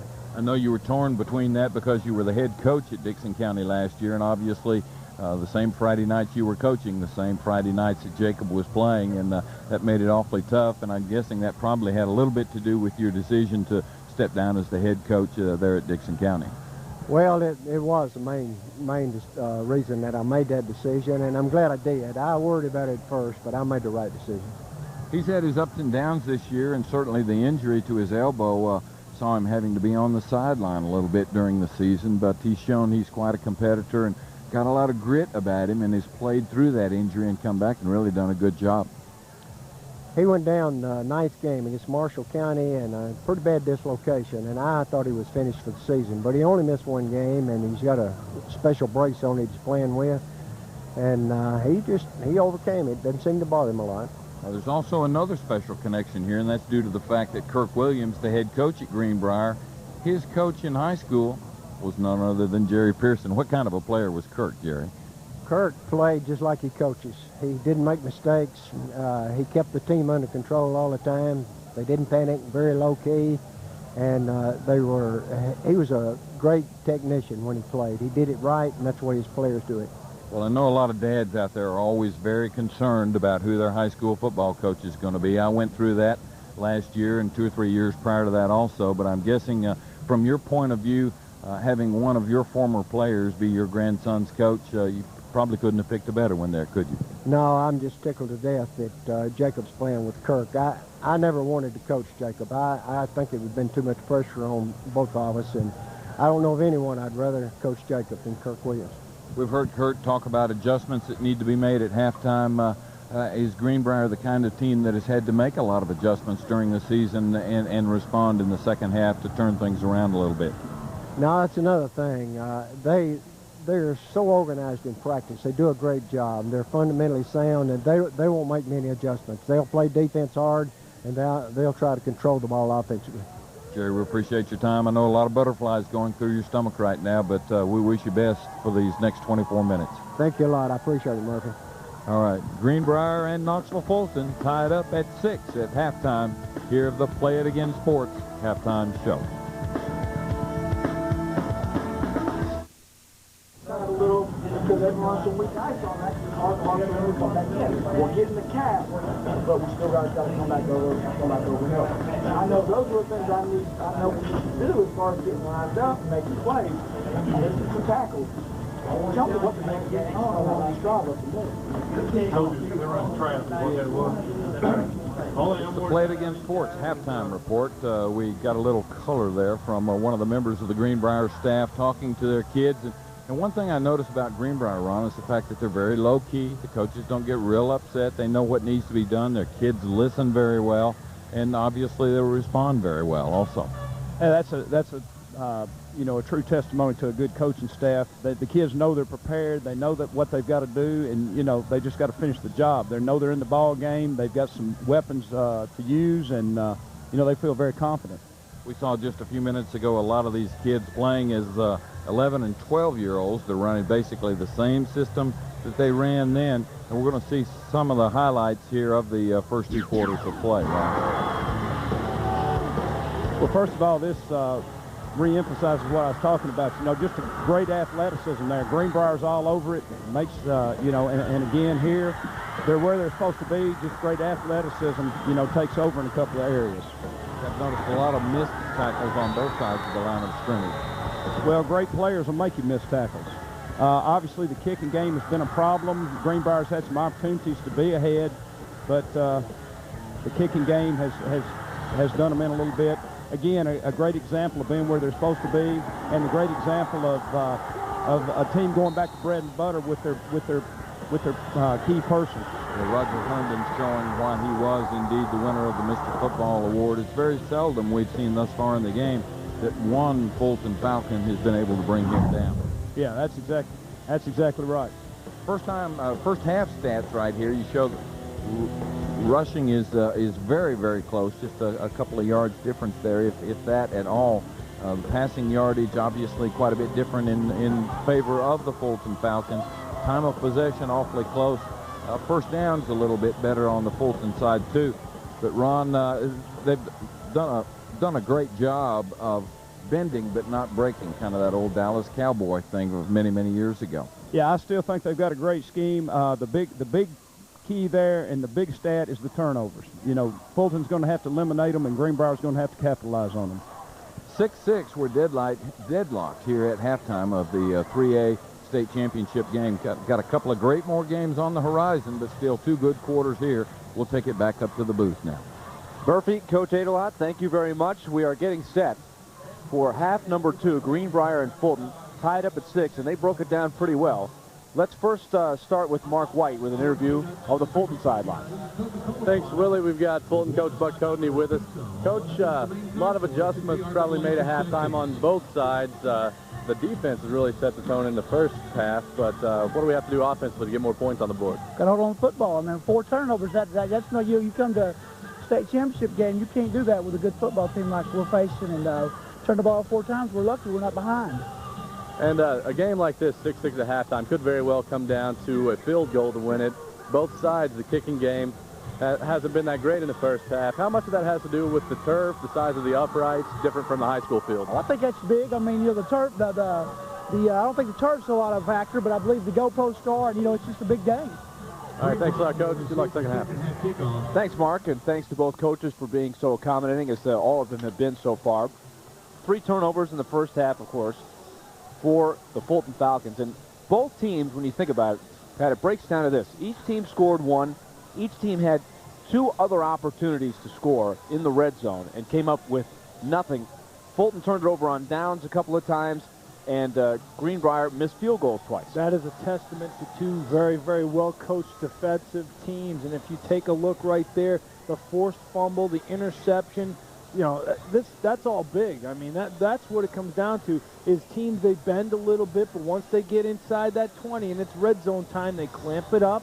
They get a little bit tougher, and you see right there, that's Greenbrier's possession, and they turn around, and they've missed a couple field goals, and that's just the way it is. They've had to punt a couple times, and we're going to see what happens here. I really like this type of game. This is my type of football game. Very tough, very aggressive, a little bit of hitting going back and forth, and I really enjoyed Jerry Pearson's halftime interview, and he's got his fishing hat back on. Well, Fulton, of course, has the size advantage. That's no secret.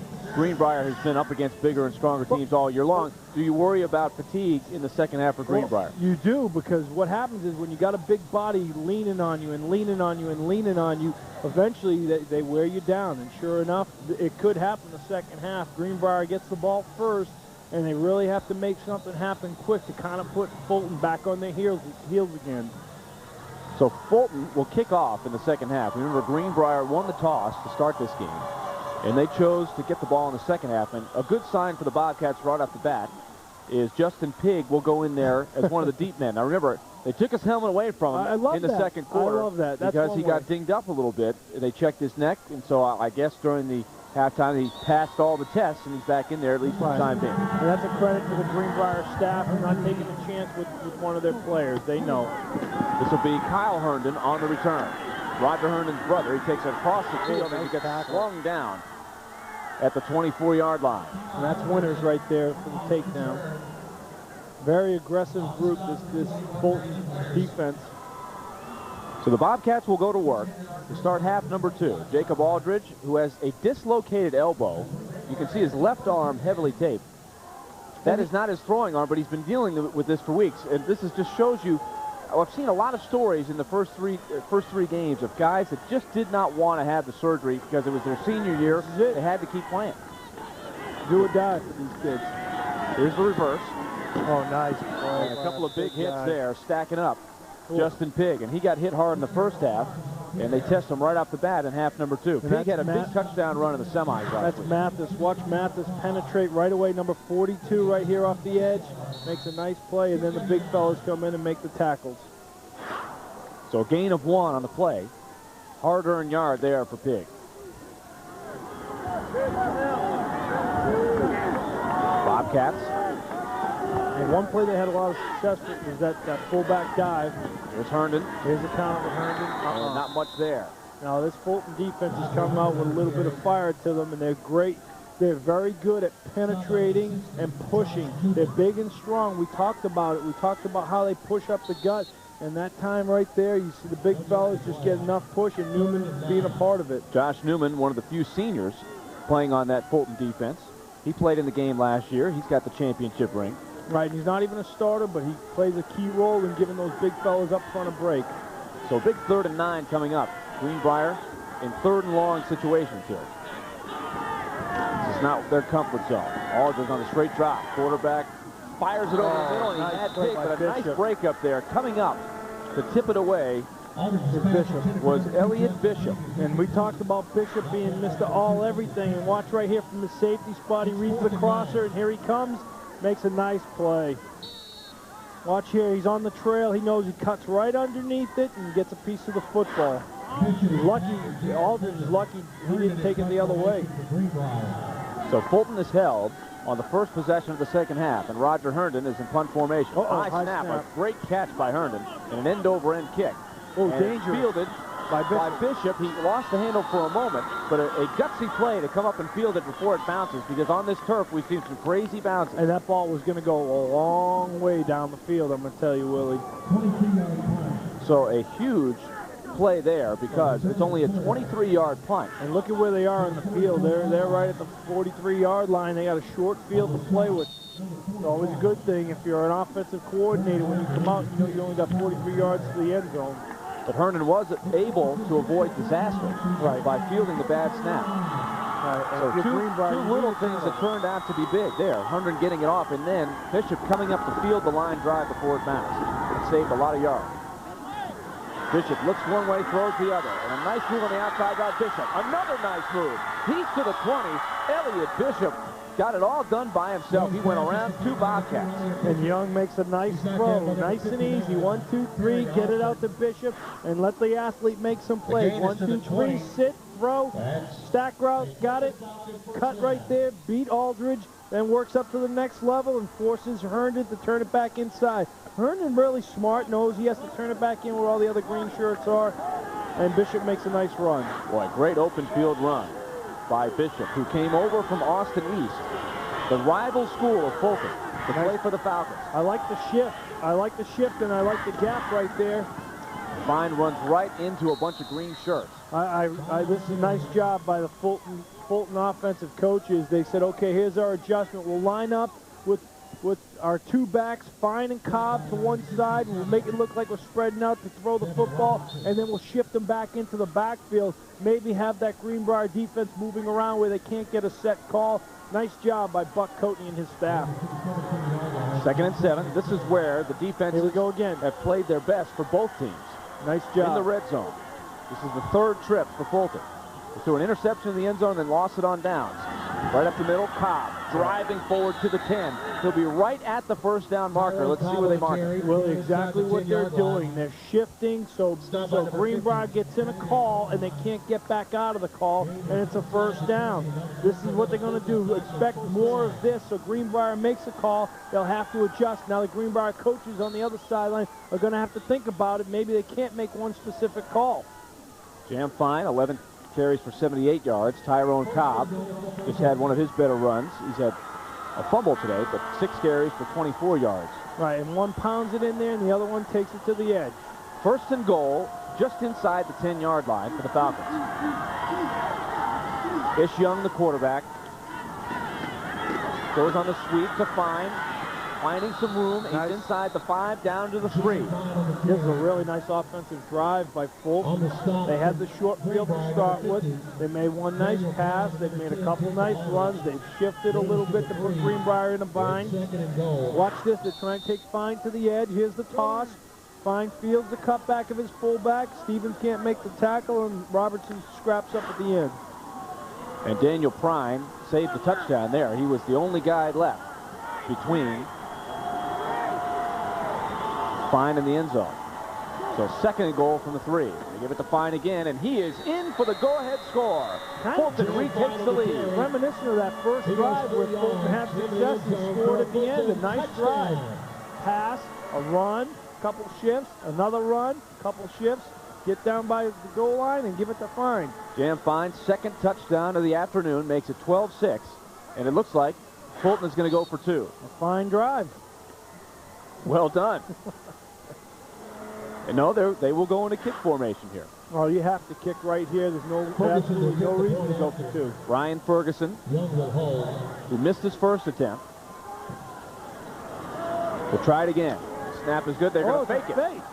Ish Young fires it into the end zone, into the corner. A great catch in the end zone. 2 points. What a catch in the corner by Marquez Patton. You talk about throwing it to the flag and hoping the guy can go get it. He used every bit of real estate on the field. Nice spot and a great job by Patton keeping his feet in. Greenbrier 6. Set, throw, good spot, and it forces Greenbrier, if they score, to go for 2. What a catch and what a job by footwork by Patton. Greenbrier was not fooled whatsoever. Cameron Arms was right there. Just a great play by Patton. It's 14-6. Bunch of footwork.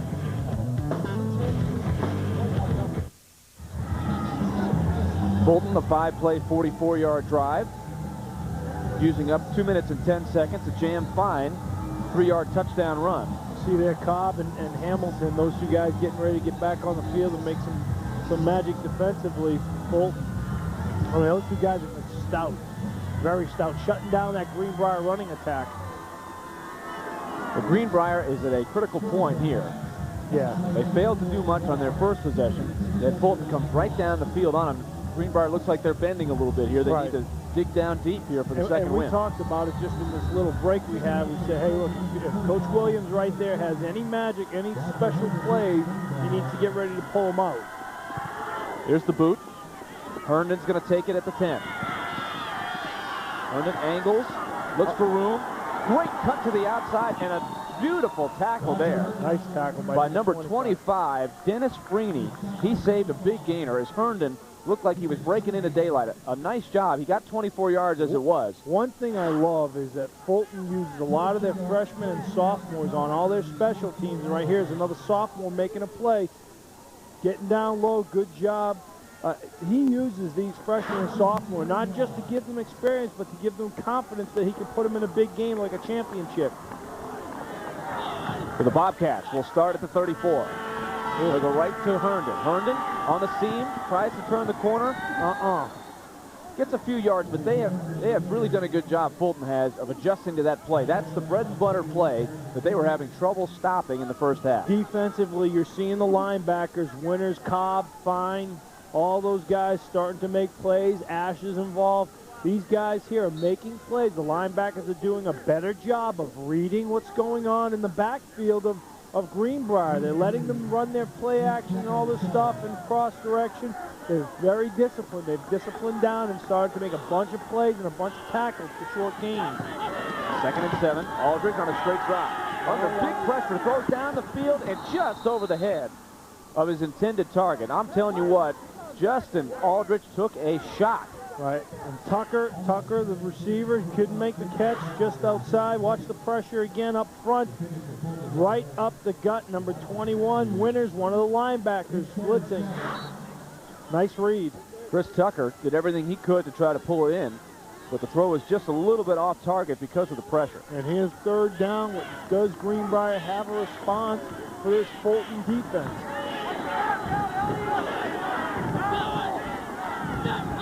Aldridge on a long count. Draw play to Herndon.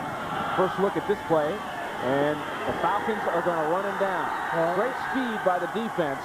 Gave Herndon no angle. It may have been the first look of this play, but I'm going to tell you right now, the Fulton Falcons defense, watch them. They read this like their favorite bedtime novel, just sliding along the line of scrimmage. Everybody knows what's happening, and Cobb takes them down along with the help of Winters.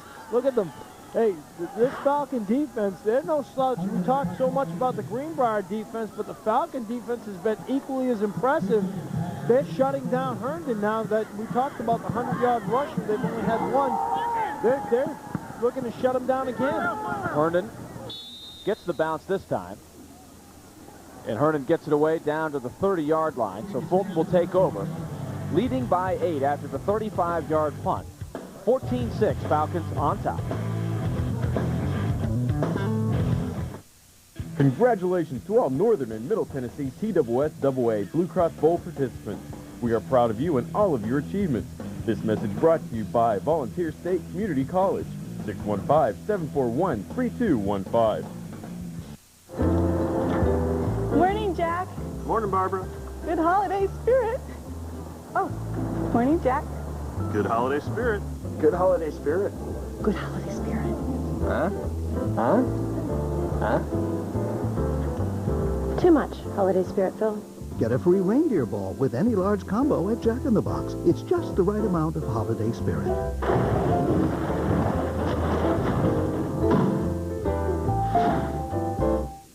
I'm wide receiver Drew Bennett. As a professional football player, I'm always working to stay on top. So I surround myself with other pros, people on top of their game. That's what I love about Franklin Motors. The great service, the experienced staff, and a titanic selection of cars.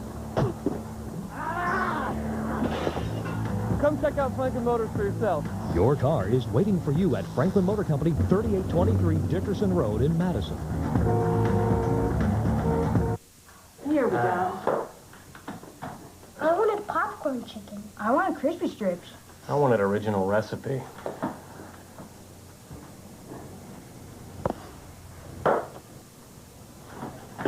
Introducing the Variety Bucket from KFC. A 3-in-1 combo of KFC favorites. 4 pieces of original recipe chicken, 4 crispy strips, and 1 large popcorn chicken. All for just $9.99. There's a new way to please everyone. Only in Capital USA.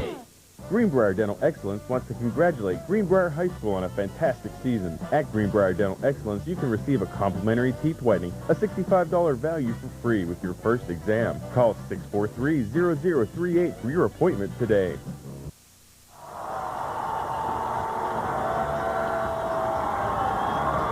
Greenbrier trying to rally their Bobcats. They've been so supportive all year long. This is a great community team, just like a lot of the teams we see. Fulton is the same situation over in Knoxville. In that timeout, both of those coaches, and I'm trying to kind of compare and contrast on Greenbrier's side, he's probably telling his defense, hey, fellas, this is it. This is probably the most critical drive of your high school career. You've got to get a stop or a turnover. On the other side, Buck Coatney's probably telling his kids, hey, this is a chance to maybe put a dagger in this Greenbrier squad, so let's go. And we have a flag down before the play. And the Bobcats are clapping. That would indicate good things for Greenbrier. And right here, if you're Buck Coatney, you just came out of... Ball start. On the offense. You just came out of a timeout, and you hate to see that if you're Greenbrier. He went forward. He went forward. He went forward. Robert King left the microphone on. He was yelling over at Buck Coatney. Buck Coatney did not agree with the call. He said the tight end went forward, and we just saw it. Great job by our camera crew. Nice job, fellas. You feel like Greenbrier, for momentum purposes, has got to get a stop on this possession. They need a big stop, a turnover stop maybe even. Fulton looks like they're really getting into gear. Toss. Here's the toss sweep to Fine. Fine through a small crack. And he has good yards up to the 35. A big play on 1st and 15. And this is what we talked about in the open. Fine works the edges, Cobb works the inside, and Fine does a nice job of reading the blocking scheme. Watch him here as he works the edge on the toss. He sees his tackle gets up, his tight end has the edge, his guard's pulling around. Get the seam, switch the ball to the outside arm, work to the sidelines, and a big gain of 10 yards. Kyle Herndon made the stop. Fine knocking at a 100-yard game. Up to 97 and counting. 2nd down and a long 4. Fine again. 1st down across the 40. Oh yeah, they're smelling blood. Actually, they're gonna mark him short. He didn't get a good spot at all on that. Well, so this might be a 3rd down, and we've got a Bobcats player down. That's not good. That's right here. This is a perfect example of what you're seeing, that the Fulton Falcons are starting to smell a little bit of blood. And here, number 59 for Greenbrier, that's Osborne. He's down, and he's one of their inside guys, so maybe see Cobb here on 3rd and inches. 59, Osborne is the one you're watching for. This will actually result in a 3rd and 1. They did not give Fine the first down after all. But watch 59. He goes down here. Looked like it might have been a combination of the pile coming on. It might have been his own man as he was taking on the block. He looks like working on his left knee. Well, he's up, though. Good news. Get him on. Make it the right knee. Perry Osborne, 215 pounds, a senior, one of so many seniors on this team. And let's check in once again with our sideline camera. One of many we've got here, and it's brought to you by 107.5 The River. The River. So you can tell Osborne not able to put weight on that right leg. And that's not a good sign. No, he's probably the biggest defensive lineman, really, him and Stevens. But really, Osborne's been their key guy in the gut. So look maybe here for them to exploit it with Cobb up the gut. Jesse Dunn replaces. I mean, here's the quarterback sneak. And the pile pushes him forward. Oh, yeah. In fact, from behind, Jam Fine came up and gave the whole pile a push. You see that happen sometimes. They used to say that was an illegal play, but aiding a runner like that, but it's when the pile is pushing both ways, why not? Yeah, pile it up like a little rugby scrum. So Ish Young will get the first down, and that is a big first down. Ish Young has done a nice job of just settling down and managing this offense, and we talked about it. This is the key drive. This is the game-breaking drive, one way or the other. So let's see what goes on. 1st and 10 at the 42. Ish Young to Fine. This has been the bread and butter play. He's got room again. And he's got first down yardage across the 50-yard line. Same play. Greenbrier has yet to figure it out here on this drive. Oh, they're going to measure. Watch here. It's just simple. They adjust the formation. They start out with Fine on the edge, and then they bring them back into the middle. Fine made a good move on Roger Herndon there to get the extra yards. They are going to pull out the chains here and see if Fine got the first down. Either way, Fine is over 100 yards on the day. And let's go get more details on the injury to Perry Osborne. Mark White is standing by. Thanks, Willie. Your premier orthopedic injury update.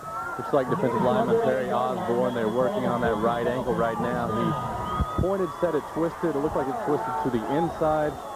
Once again, trainers working on that right now, but that could be a big loss. He's defensive lineman, also backup offensive lineman. And Osborne's got his helmet on. I don't think he's going to give up his helmet. Pig told him, hey, guys, if you get hurt, don't give up your helmet because you'll never get back in. Fine did get the first down, so a gain of 10. And Fine now has 111 yards on the day. It's time to give it to Cobb on the seam, and he has got a lot of room. Herndon trying to stop him, and he trips up Cobb at the 20-yard line. But a big gain again. Hey, this is Tyrone Cobb for 28. This is what you're seeing. You're seeing Fulton's offense in full swing now. The adjustments. They start out, they shift formations. They've been working fine on the edge. Like I said, Thunder and Lightning. Lightning works the edge and fine. Thunder is Cobb up the gut. And here it is. Nice big gash, big seams. The linemen are doing a nice job of blocking. You've got to give those guys some credit. Higgins, Cooper, Engel, Key, and Ash. Fulton starting to pile up the first downs. They're moving the chains. Tyrone Cobb with 53 yards now. And Cobb gets it again. Moving through the green shirts and down to the 10. Another big chunk. I like the adjustment. This time they take Cobb, they move him to the tailback spot, and they put Fine in the fullback spot to lead. Hey, why not? Brad Martin made the tackle. But a gain of 8 for Tyrone Cobb. Watch here. Cobb behind his guard, Fine as the fullback. Cobb just barrels up in there. He's got to protect that ball. Remember what I told you, Willie? When you get in those piles, you just slide that ball up a little higher up into your chest, almost to your throat, with less chance of fumbling. 7th play of the drive. Engineered by Ish Young and the Fulton Falcons. This toss worked well earlier. Fine cutting back. Down at the 2. All right, this toss is a stable now. What they do is they slip the backs, not giving them an easy read. Earlier, when they split backs, they've been tossing, following the fullback. This time, they split backs and they just straight toss. Nice job by the lineman again. Everybody's securing their block, and really the receivers, Matthews and Bishop, they're going unnoticed, but they're really working their way up to the safeties to kind of finish the blocks. And we talked about it earlier, the battle between Bishop and the quarterback who's playing corner, Aldridge. Fulton has gone almost exclusively with the power running game here in the second half. In the first half, they threw it around a whole lot more. Wishbone formation. Fine takes it into the end zone for his third touchdown of the game.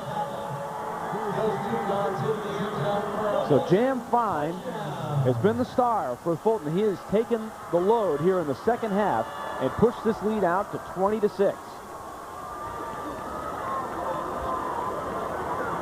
So what can you say as we take a look at the wishbone formation here, Pat?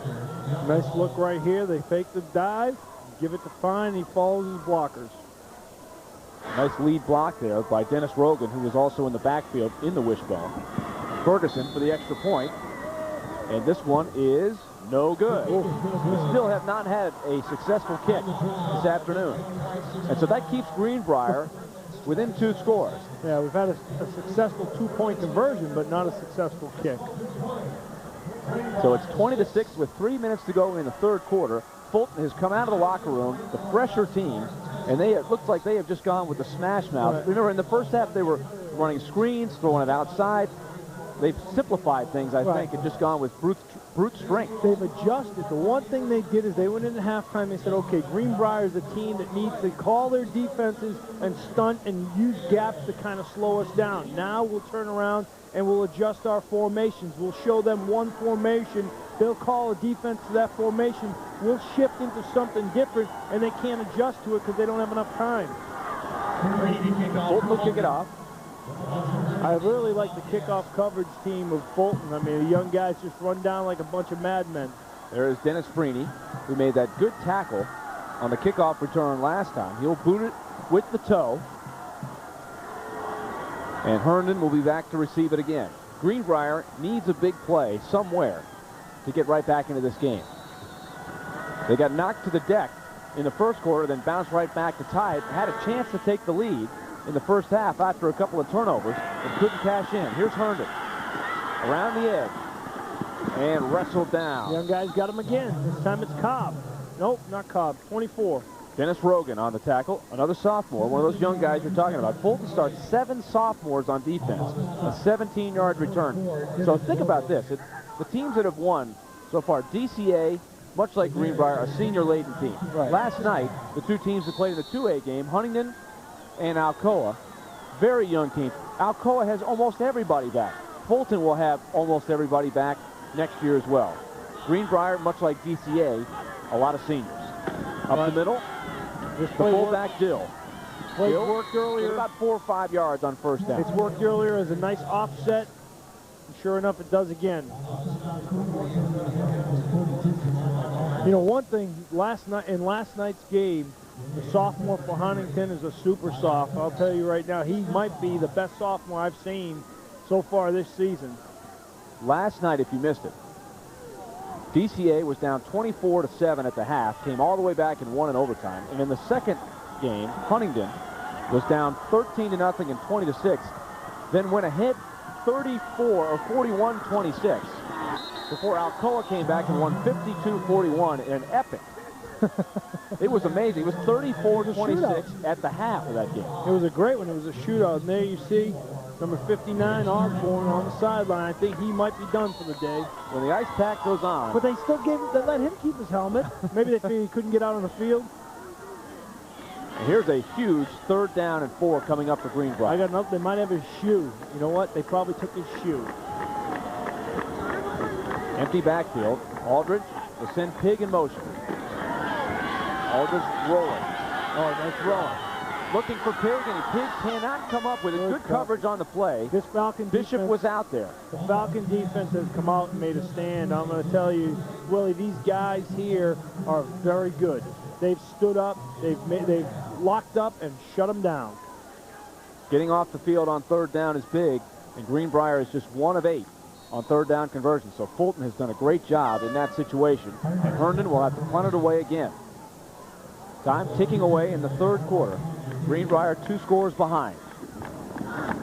Rushes on. Herndon, a high kick this time. Fair catch called for, and dropped, and Greenbrier's got it, but there's a flag down Keep an eye on the flag, but this could be the break that Greenbrier needed. If this flag is on Fulton, this is a big play. Let's check the flag first.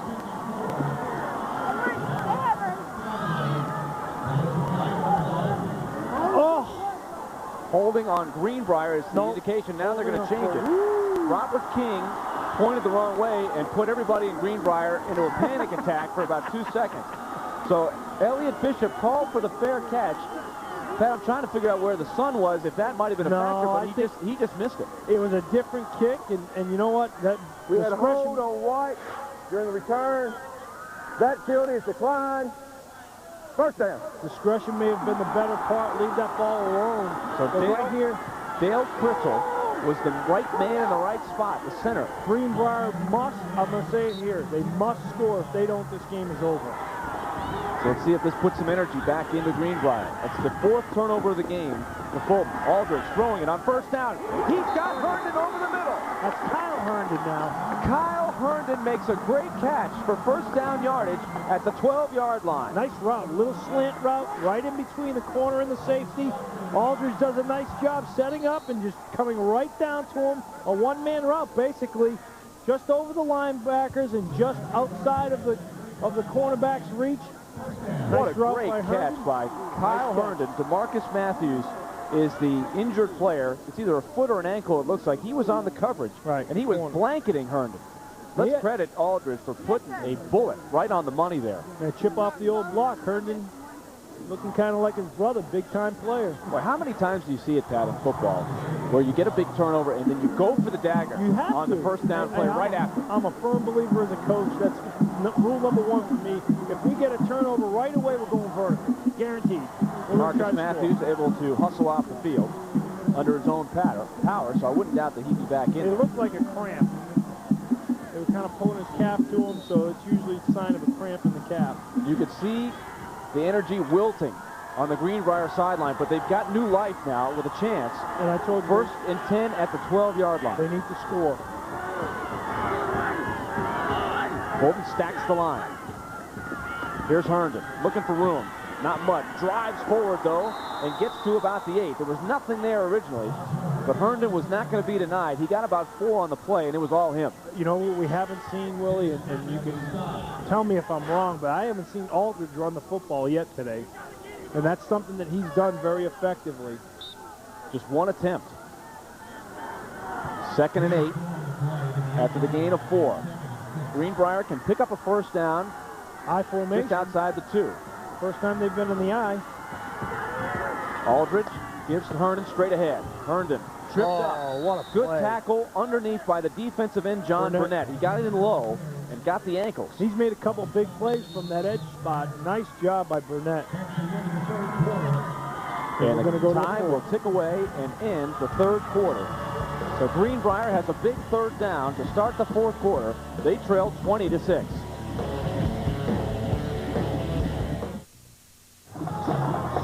Third and 6 coming up for the Greenbrier Bobcats. If they are going to come back in this game, they need to cash in here.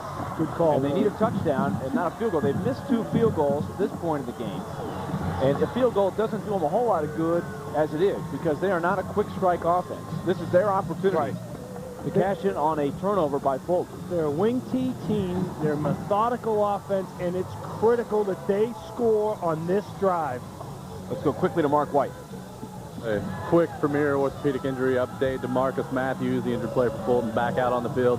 He just had a calf cramp. That would have been a big loss for him. He's a 2-way starter.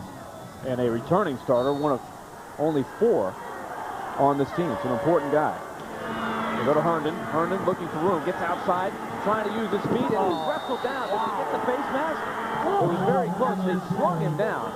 They might have grabbed it by the shoulder pads. A great play by Bishop to come up. Watch Bishop from his safety spot. He's the end man on the line of scrimmage. We talked about it earlier. Look at that play. He grabbed the jersey and not the face mask. A great job to hang on and wrestle him down. And this is it. This is the big deal right here. 4th down, goal to, well, not goal. They can still get a first down. They can get a first down if they can get to the 2. But they need this play. This is the whole season for Greenbrier. If you're a Bobcat fan, this is it right here. It all lies on this.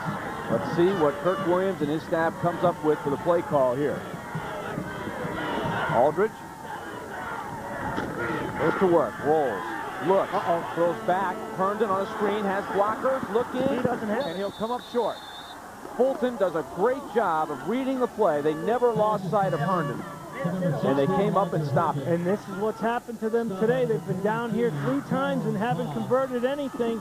Here they set up the screen. He's got blockers in front of him, but watch the linebackers. Fulton right there, that's Cobb, and here come the other fellas. Cobb makes a big-time play, and that's why we isolated on him before the game. Big play by Tyrone Cobb, the junior, who played so well in this game 2 years ago, the 21-14 loss to Ridgeway, where he really turned a lot of heads as a freshman. Did not play last year. It comes back this year and makes the biggest play of the game so far, stopping Greenbrier and Mr. Football, Roger Herndon, on 4th down. So Fulton has it back. They've had success running the ball. This Young will throw it. Big cushion for Bishop, and Bishop gets around and gets a big gainer. And so they took advantage of the matchup on the outside there. Right, as they tried to give Herndon a break, and they bring in number 15. That's Jeffrey Sanders, who gives him a relief on the corner. He's just too tired. Herndon's come back. He comes back in now, but it's not a fair matchup right there. Sanders is going to be a good player, but he's not quite as good as Herndon right now. Bishop just so tough to tackle in that open field. He is really shifty.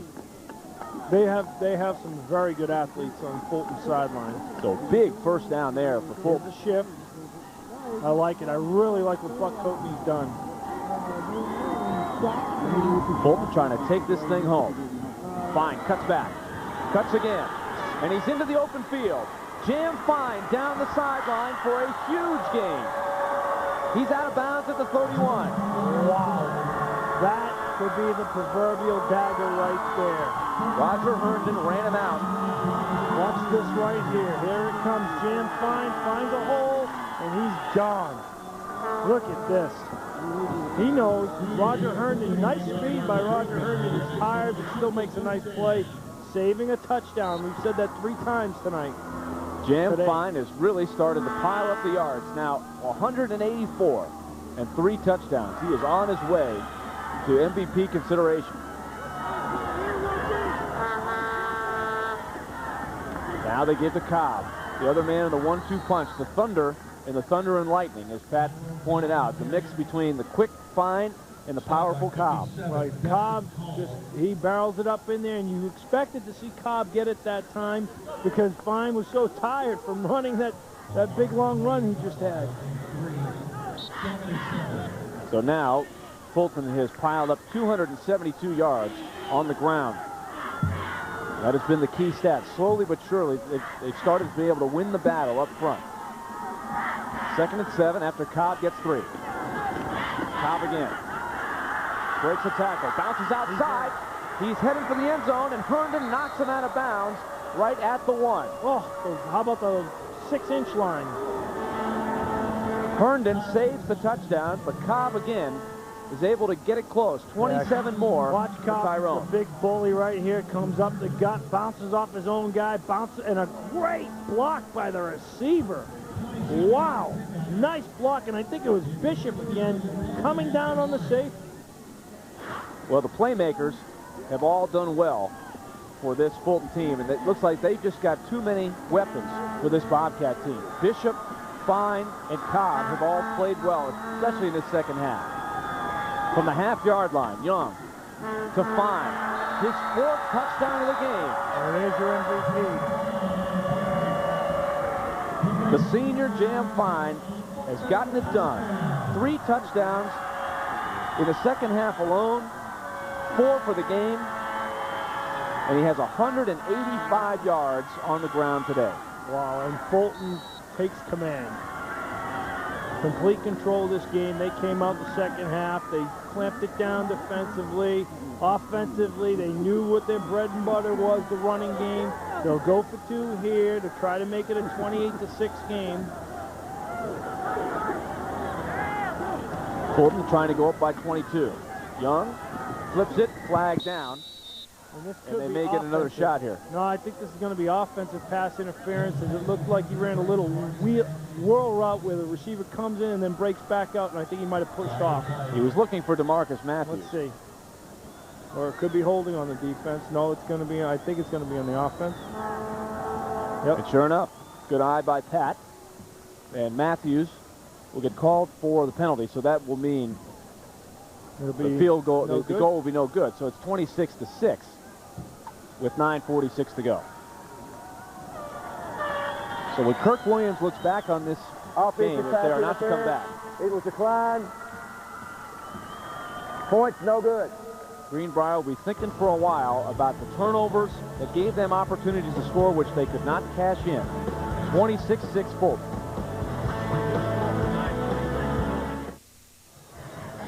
The Fulton Falcons are now 9 minutes and 46 seconds away from their second straight 3A state title under Buck Coatney, who once played college football for Vanderbilt coach Bobby Johnson at Furman. And our cart camera along the sideline, once again being brought to you by 107.5 The River. And Buck Coatney would love to take another championship trophy back to Bob Black Field.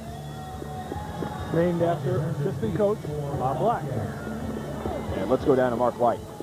Willie Tyrone Cobb had the big run down to the 1 yard line to set up that last Fulton touchdown. You can bet nobody wants this win worse than that kid. He was a starter at linebacker as a freshman, forced to sit out last year. So last year he was up in the stands watching Fulton win this championship. Now he's back on the field, and he wants to get his hands on that trophy himself. Good point. As Cobb has come back, he's got his younger brother on the team, his older brother, Reggie Cobb, of course, a famous running back for Tennessee, as Dennis Greeny boots that one into the end zone. So Greenbrier will have to start from the 20. And talking to the coaches for Fulton, they said, hey, watch out, because honestly, number 34, Terrence Cobb, may be the best one of the whole family. Which is hard to believe. That is hard to believe. Two pretty good ones in front of him. Uh-oh, there's fouls on the ground. That's Cobb on the blitz right there.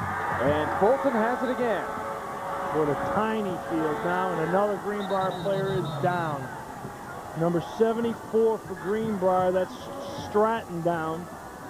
And Antonio Hamilton, again, just blowing away things in the backfield. Watch number 40, Hamilton. Watch 22, Cobb, come on the blitz first, right here, and make the hit.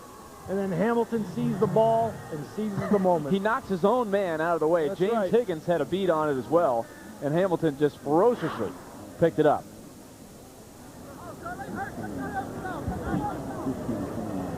So Tyrone Cobb makes another big play. First turnover of the game for Greenbrier. And that was a tough one right there. Down here, short field, and a chance for Fulton to pretty much seal the deal, if they already have it.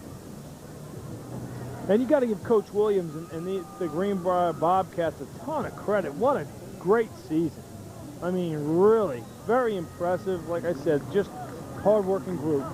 And look at the side. You saw everybody on Greenbrier take a knee as they attended to Austin Stratton, another one of those seniors. Watch here, 74 on the right-hand side of your screen right there. Oh. Luckily, it looked like he got his foot out just in time. Let's hope it's nothing severe. So Stratton will come off. But that Fulton defense, like we said, Willie, at the last break, we talked about them coming out the second half, really just dominating, literally dominating. Herndon was on his way to a big game, and now he's still stuck at 76 yards. Remember, Fulton has only allowed one rusher all year to get to 100 yards. I think that record might be safe. And here's a great play by Daniel Prime, who came flying into the backfield to throw Jam Fine for a loss. And Prime, he's done a good job. He filled in for Pig at middle linebacker. Watch here, just a simple A-gap blitz. Prime comes through, makes the tackle on Fine. He was not going to be denied there. Little Prime and Fine. Mr. Prime, meet Mr. Fine. If you're a Three Stooges fan, Dr. Howard, Dr. Fine, Dr. Howard. Yeah, Jam Fine, I don't think is related to Larry Fine. No. Larry had quite an interesting hairdo with the bald head and the red curlies. And here's another big run coming in, and it'll be a touchdown for Dennis Rogan. Rogan gives Fine a little bit of a break and takes advantage of the short field. So Dennis Rogan gets into the act. He's played well on defense. Just a sophomore, so you can expect Buck Coatney's squad to be back in this area. So now Fulton has really opened it up. And when we look back on this score, it's going to look more lopsided than it was. Because we were tied at 6, a very evenly played first half. But Fulton has little by little wore down Greenbrier. Yeah, they've just dominated the second half. And a lot of credit goes to Buck Coatney and his staff, not to take anything away from Coach Williams and his staff. They just, they just made good adjustments, and they had quite a few more athletes making big plays. And right there again, Young makes a big play to number 8, Matthews. Ish Young to DeMarcus Matthews for 2 more points, 34-6. And now this is looking a little more similar to last year's final, which was pretty much over at halftime when Fulton dismantled Covington. The final in that game was 36-9. Let's go down to Mark White. A quick injury update for you. They're working on the left knee of number 74, Austin Stratton of Greenbrier.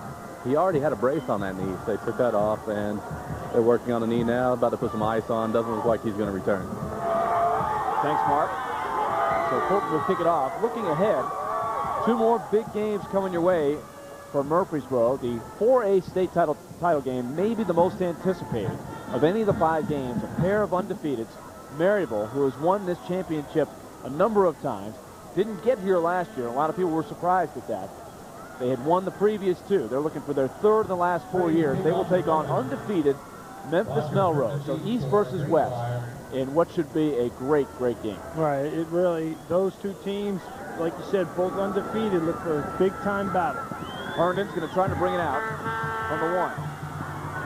And he's going to be taken down at the 14. How about this coverage team for Fulton? Like I keep telling you, a bunch of sophomore and freshman players flying down there. And here's another sophomore making a big play right here. Rogan on a simple toss. Nice cut, good read, lowers his shoulder right there. Got it.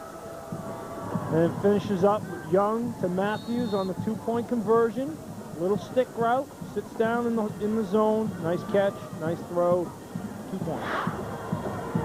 So Greenbrier will start the drive from the 14-yard line. Aldridge still in there at quarterback. Threw the touchdown pass back in the first half to tie the game at 6. Up the middle it goes with a fullback. Clint Russell on the carry. Russell, guy coming off an MCL, has really played well on both sides, and they didn't know if they'd have him. This Greenbrier team has nothing to be ashamed of. They've played a tough physical football game against a tough physical football team in Fulton. So both these teams deserve a lot of credit. And you know what? When I talked to Coach Williams before the game, we talked a little bit about, just getting here, first of all, is great. And, the experience these kids have gone through is exceptional. Of course, he wanted to win, and he wants to win, but the likelihood is they ran into a little bit of a buzzsaw in the Fulton Falcons. Aldridge trying to get outside, and he's followed up. Flag down. This might be a face mask. And I'll tell you what, Jermichael Mathis was all over. Wow. Aldridge, but he may have gotten the face mask. And Mathis has made unless it's a hold. No, it'll be a hold. personal foul face mask. And that's a biggie. So what would have been a 12-yard loss is now going to turn into a first down. All right, we talked about get your money's worth. He got his money's worth, unfortunately. Let's watch 42 from the left-hand side. Comes up the field. Oh, he's got a handful of face masks. That's not good. He got it off. Wasn't that bad. It looked like he was able. He didn't really jerk it. Right. But it's a big one. Personal foul, face mask, 15 yards from the point of the foul. We play second down. I thought not an automatic first down. I thought it was too. Personal foul. I must be wrong. We're wrong. No, those guys it took know place the so rules. far behind the line of scrimmage. That's why it'll be second down. Those guys know the rules. We don't. Second and 3. Deep formation. Sweep to Herndon. Herndon fighting forward. He's very close to the first down. He's got it. Mark it. He's got Should it. have it. No signal yet. No, it's first down. And yes, they will stop the clock and give it to him. Good. Antonio Hamilton, another tackle. I'll tell you, the defense, you're right. Hamilton, you said it earlier, Willie. Hamilton is a big old sophomore monster up front. Watch this big guy. Penetration instantly, and then he's relentless. I mean, 6'1", 275. we've seen some incredible sophomores in these championship games. Between the kid last night, we saw it for Huntington, impressive. We've seen Hamilton today. To Herndon again. What a fabulous career he has had, but he has had a tough time today as the Falcons have keyed on him all afternoon. No gain for Roger Herndon. Right, he's at 80 yards right now. Fulton Falcons defense is clamped down. Those linebackers, I keep talking about them, they are very impressive. Winters, Cobb, fine. And the two ends, Mathis and Burnett, have done a good job too. And getting back to Hamilton, we were talking to Kirk Williams earlier in the week, and he was so impressed on film with Hamilton's ability to shrug off blocks initially, right in the middle of the line, and then get down the line of scrimmage to break up a sweep or a trap to the outside. You see 6'1", 275-pound sophomores, and usually they're not nimble like Hamilton is. Hamilton moves around like a little guy almost, like he's 210 pounds. Aldridge hit as he throws. Aldridge has been banged up, unfortunately. And like we said, he was such a big part of this offense. He has not run the ball. He has not been able to scramble. He has not been able to work himself out of the pocket, and that's a credit to the Fulton Falcons defense. Jacob Aldridge is in some pain, you can tell, but he wants to finish this game. He is an absolute gutsy warrior, according in the words of Kirk Williams. He was not a quarterback earlier in his career, but there was a need at that position. He worked very hard at it in the offseason, and he has run this team very well to get him here. Quarterback draw. Here's Aldridge getting outside. This is exactly what the Falcons coaching staff said they were afraid of. Unfortunately, it's too late. Well, you wonder why they hadn't gone to that before. Aldridge has a lot of good yards. And look at him. He's limping back. He didn't look like he was limping on that run. Right. Watch him here. Just a simple quarterback read. He sees it, draw, goodbye. In a lot of pain, but able to dig down and put it in gear here to get the big game. He's just a tough guy, you know. You don't usually equate those two terms together, but you better right now. First down, clock starts to run at the 42-yard line. Bobcats trying to mount a drive here. Had trouble in the second half generating offense. And there's Aldridge again, making it happen. Runs into Cobb. Oh, my gosh. That's not fair. I know Aldridge is a tough guy, but boy, Cobb's not one you want to try to run over. Get up. It'll be a gain of 5 though. It's Cobb and then Hamilton track him down. This is what we talked about. This is what the Falcons coach is worried about. It's a little bit late, but it's what it is. Coming up, as we mentioned before, Maryville and Melrose, a pair of undefeateds. And watch out for Cade Thompson, Mr. Football for Maryville, the quarterback. He is a tremendous talent, and Melrose is loaded as well. That should be a great one. And then, of course, the nightcap, an all-Middle Tennessee final. Riverdale from right here in Murfreesboro against Franklin. Give straight ahead to the fullback, and a gain of maybe 1, so that'll bring up third down. Third and about 4 or 5 right here, and it's obviously 4-down territory for Greenbrier. You know, they still need they're down by 4 scores, so it's kind of a little bit of pride, a little bit of drive inside of them. They're not worried about it. They're going to keep fighting, and that's a credit to Coach Williams and his staff, who have been very impressive this year.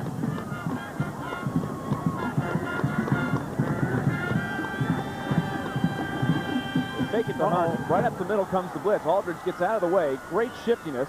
Gets it off looking for Pig, and he overthrows it. Boy, just to get that pass off was something else. That was impressive to get away. How about get away from that blitzing line, unblocked linebacker? Tyrone Cobb came flying in there, and he's injured himself. He's way back behind the line of scrimmage.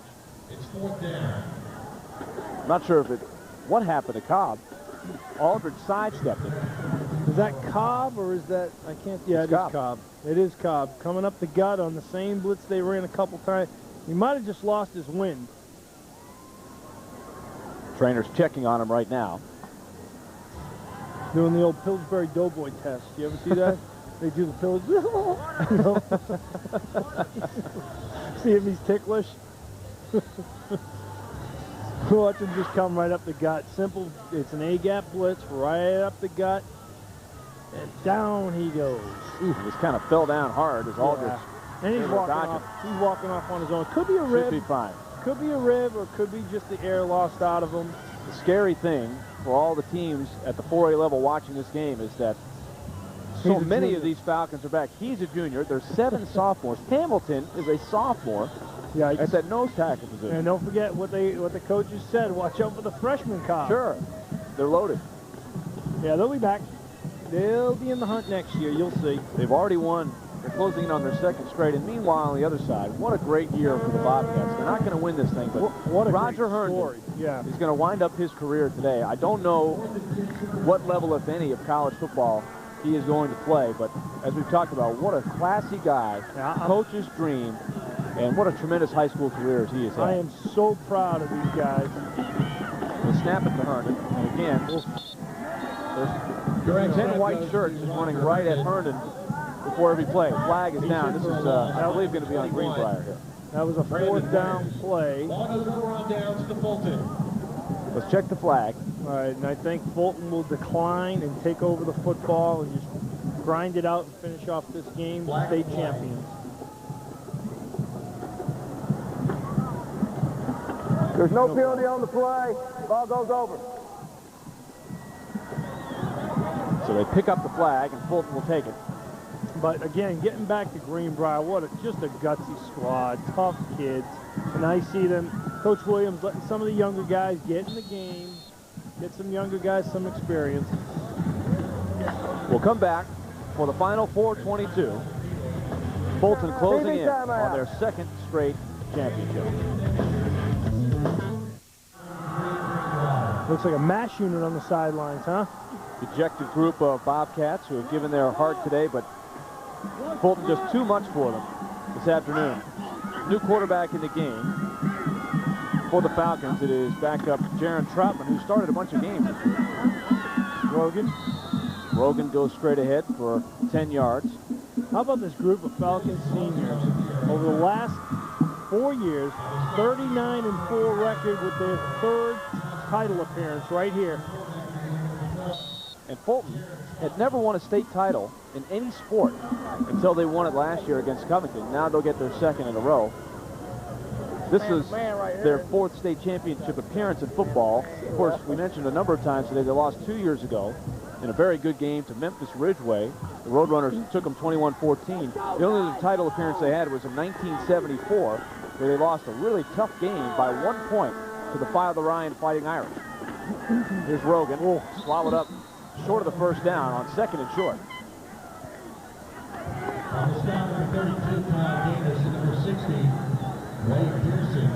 Rogan had a touchdown run on the last drive. You know, I like this Falcons team. I think they're a bunch of a nice mix of talent. They have some real good athletes. They have some exceptional linemen. Nice mix. You can expect some good things. Buck Coatney is very proud of everything that he has done as far as building the program. I asked him how it is to reload. He's had almost a very different nucleus in all 3 of these teams. And he said it's because he has great depth in his JV program, his freshman program, and he's really happy about the guys he's able to bring through here at such a young age. Let's take a look at the play of the game. The Wendy's play of the game is going to take place on a 4th down stop here. This is the chance for the Bobcats to make something of it. They had taken advantage of a turnover. They're down 20-6, but Cobb wrestles down Herndon shy of the 4th down inside the 10-yard line. They tried to run that screen to the back side of the field, and Cobb just sniffed it out. 145 tackles this season. You're right. He came back with a vengeance. I mean, without question, probably the defensive MVP of the game, but truly the MVP of this game has got to be Jan Fine. Well, I think Fine and Cobb both might get a hand in that because they have an offensive MVP. That's got to be Fine. And the defensive MVP would have to be Cobb. And the offensive MVP will not be that offensive guard, number 75, who just jumped. That's Rodney Sims. I'm sorry, Rodney, for calling you another sophomore. False start, 5 yards, still 1st down. Rodney, don't be mad at me. You can't jump. But yeah, you're right. I mean, both those guys have a stake in the success of this football team, but Cobb is a monster on defense. Holy mackerel. He goes sideline to sideline, and he's vicious. And then don't forget, Hamilton did a great job. You're right about him, Willie. You called it out, giving the big men some props. The big men have been a huge part of this game on both sides of the ball. Here's the pitch. Another short gainer on 1st and 15 as the clock continues to run. Gain of 4 on the play. A lot of people maybe in the Austin East area, which of course is enemy territory for all the Fulton fans watching. Those are the two big rivals. Those two teams will start playing head-to-head in 2005. Austin East actually won the region championship this year at 7-0, and Fulton knocked them out in the quarterfinals at Austin East, 28-21, the closest game that Fulton has faced in the playoffs. And so that'll be a game to look forward to at the beginning of next year. How about the total yards for Fulton, now well over 400. Starting to pile it on. And just, I mean, this has just been a clinic. And again, I want to keep reiterating how happy, you know, Coach Williams and his staff need to be, and how proud they need to be of this Greenbrier squad, because they fought tooth and nail, no question. And, you know, I'm sure when the season started, people weren't expecting them to walk into this championship game, but sure enough, they're here. And don't be surprised if Coach Williams and his staff find another way to get back. Dennis Freeney got the carry on the last play. It'll bring up a 3rd and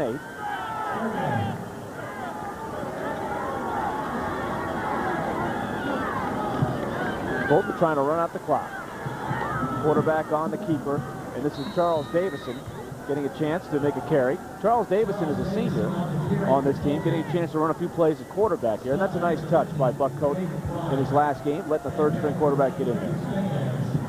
And while we have a moment, let's thank the Hampton Inn here in Murfreesboro, providing hotel accommodations for all of us, who have made the trip in and are working so diligently on these championship games. We have done such an outstanding job. All the cameramen, all the crew. I'll tell you right now, just a first-class operation. They are first class from top to bottom. The cameramen have done a great job getting us some great shots. I mean, guys in the truck, nice job feeding us some tidbits. Thank you. So this will be the final play of the game, as Fulton has the countdown on. The fans counting down the scoreboard clock for their 2nd straight state championship. The coaching staff celebrates. Congratulations to the Fulton Falcons for state championship in 2004 for the Blue Cross Bowl. Fulton, in their 3rd straight appearance, wins it 34-6. Teams come across the field to shake hands. Good sportsmanship, a well-played game. Fulton, little by little, their athleticism and their moxie in that second half. They really took a tough blow in the first half, Pat. Right. When they turned it over 3 times, but they survived.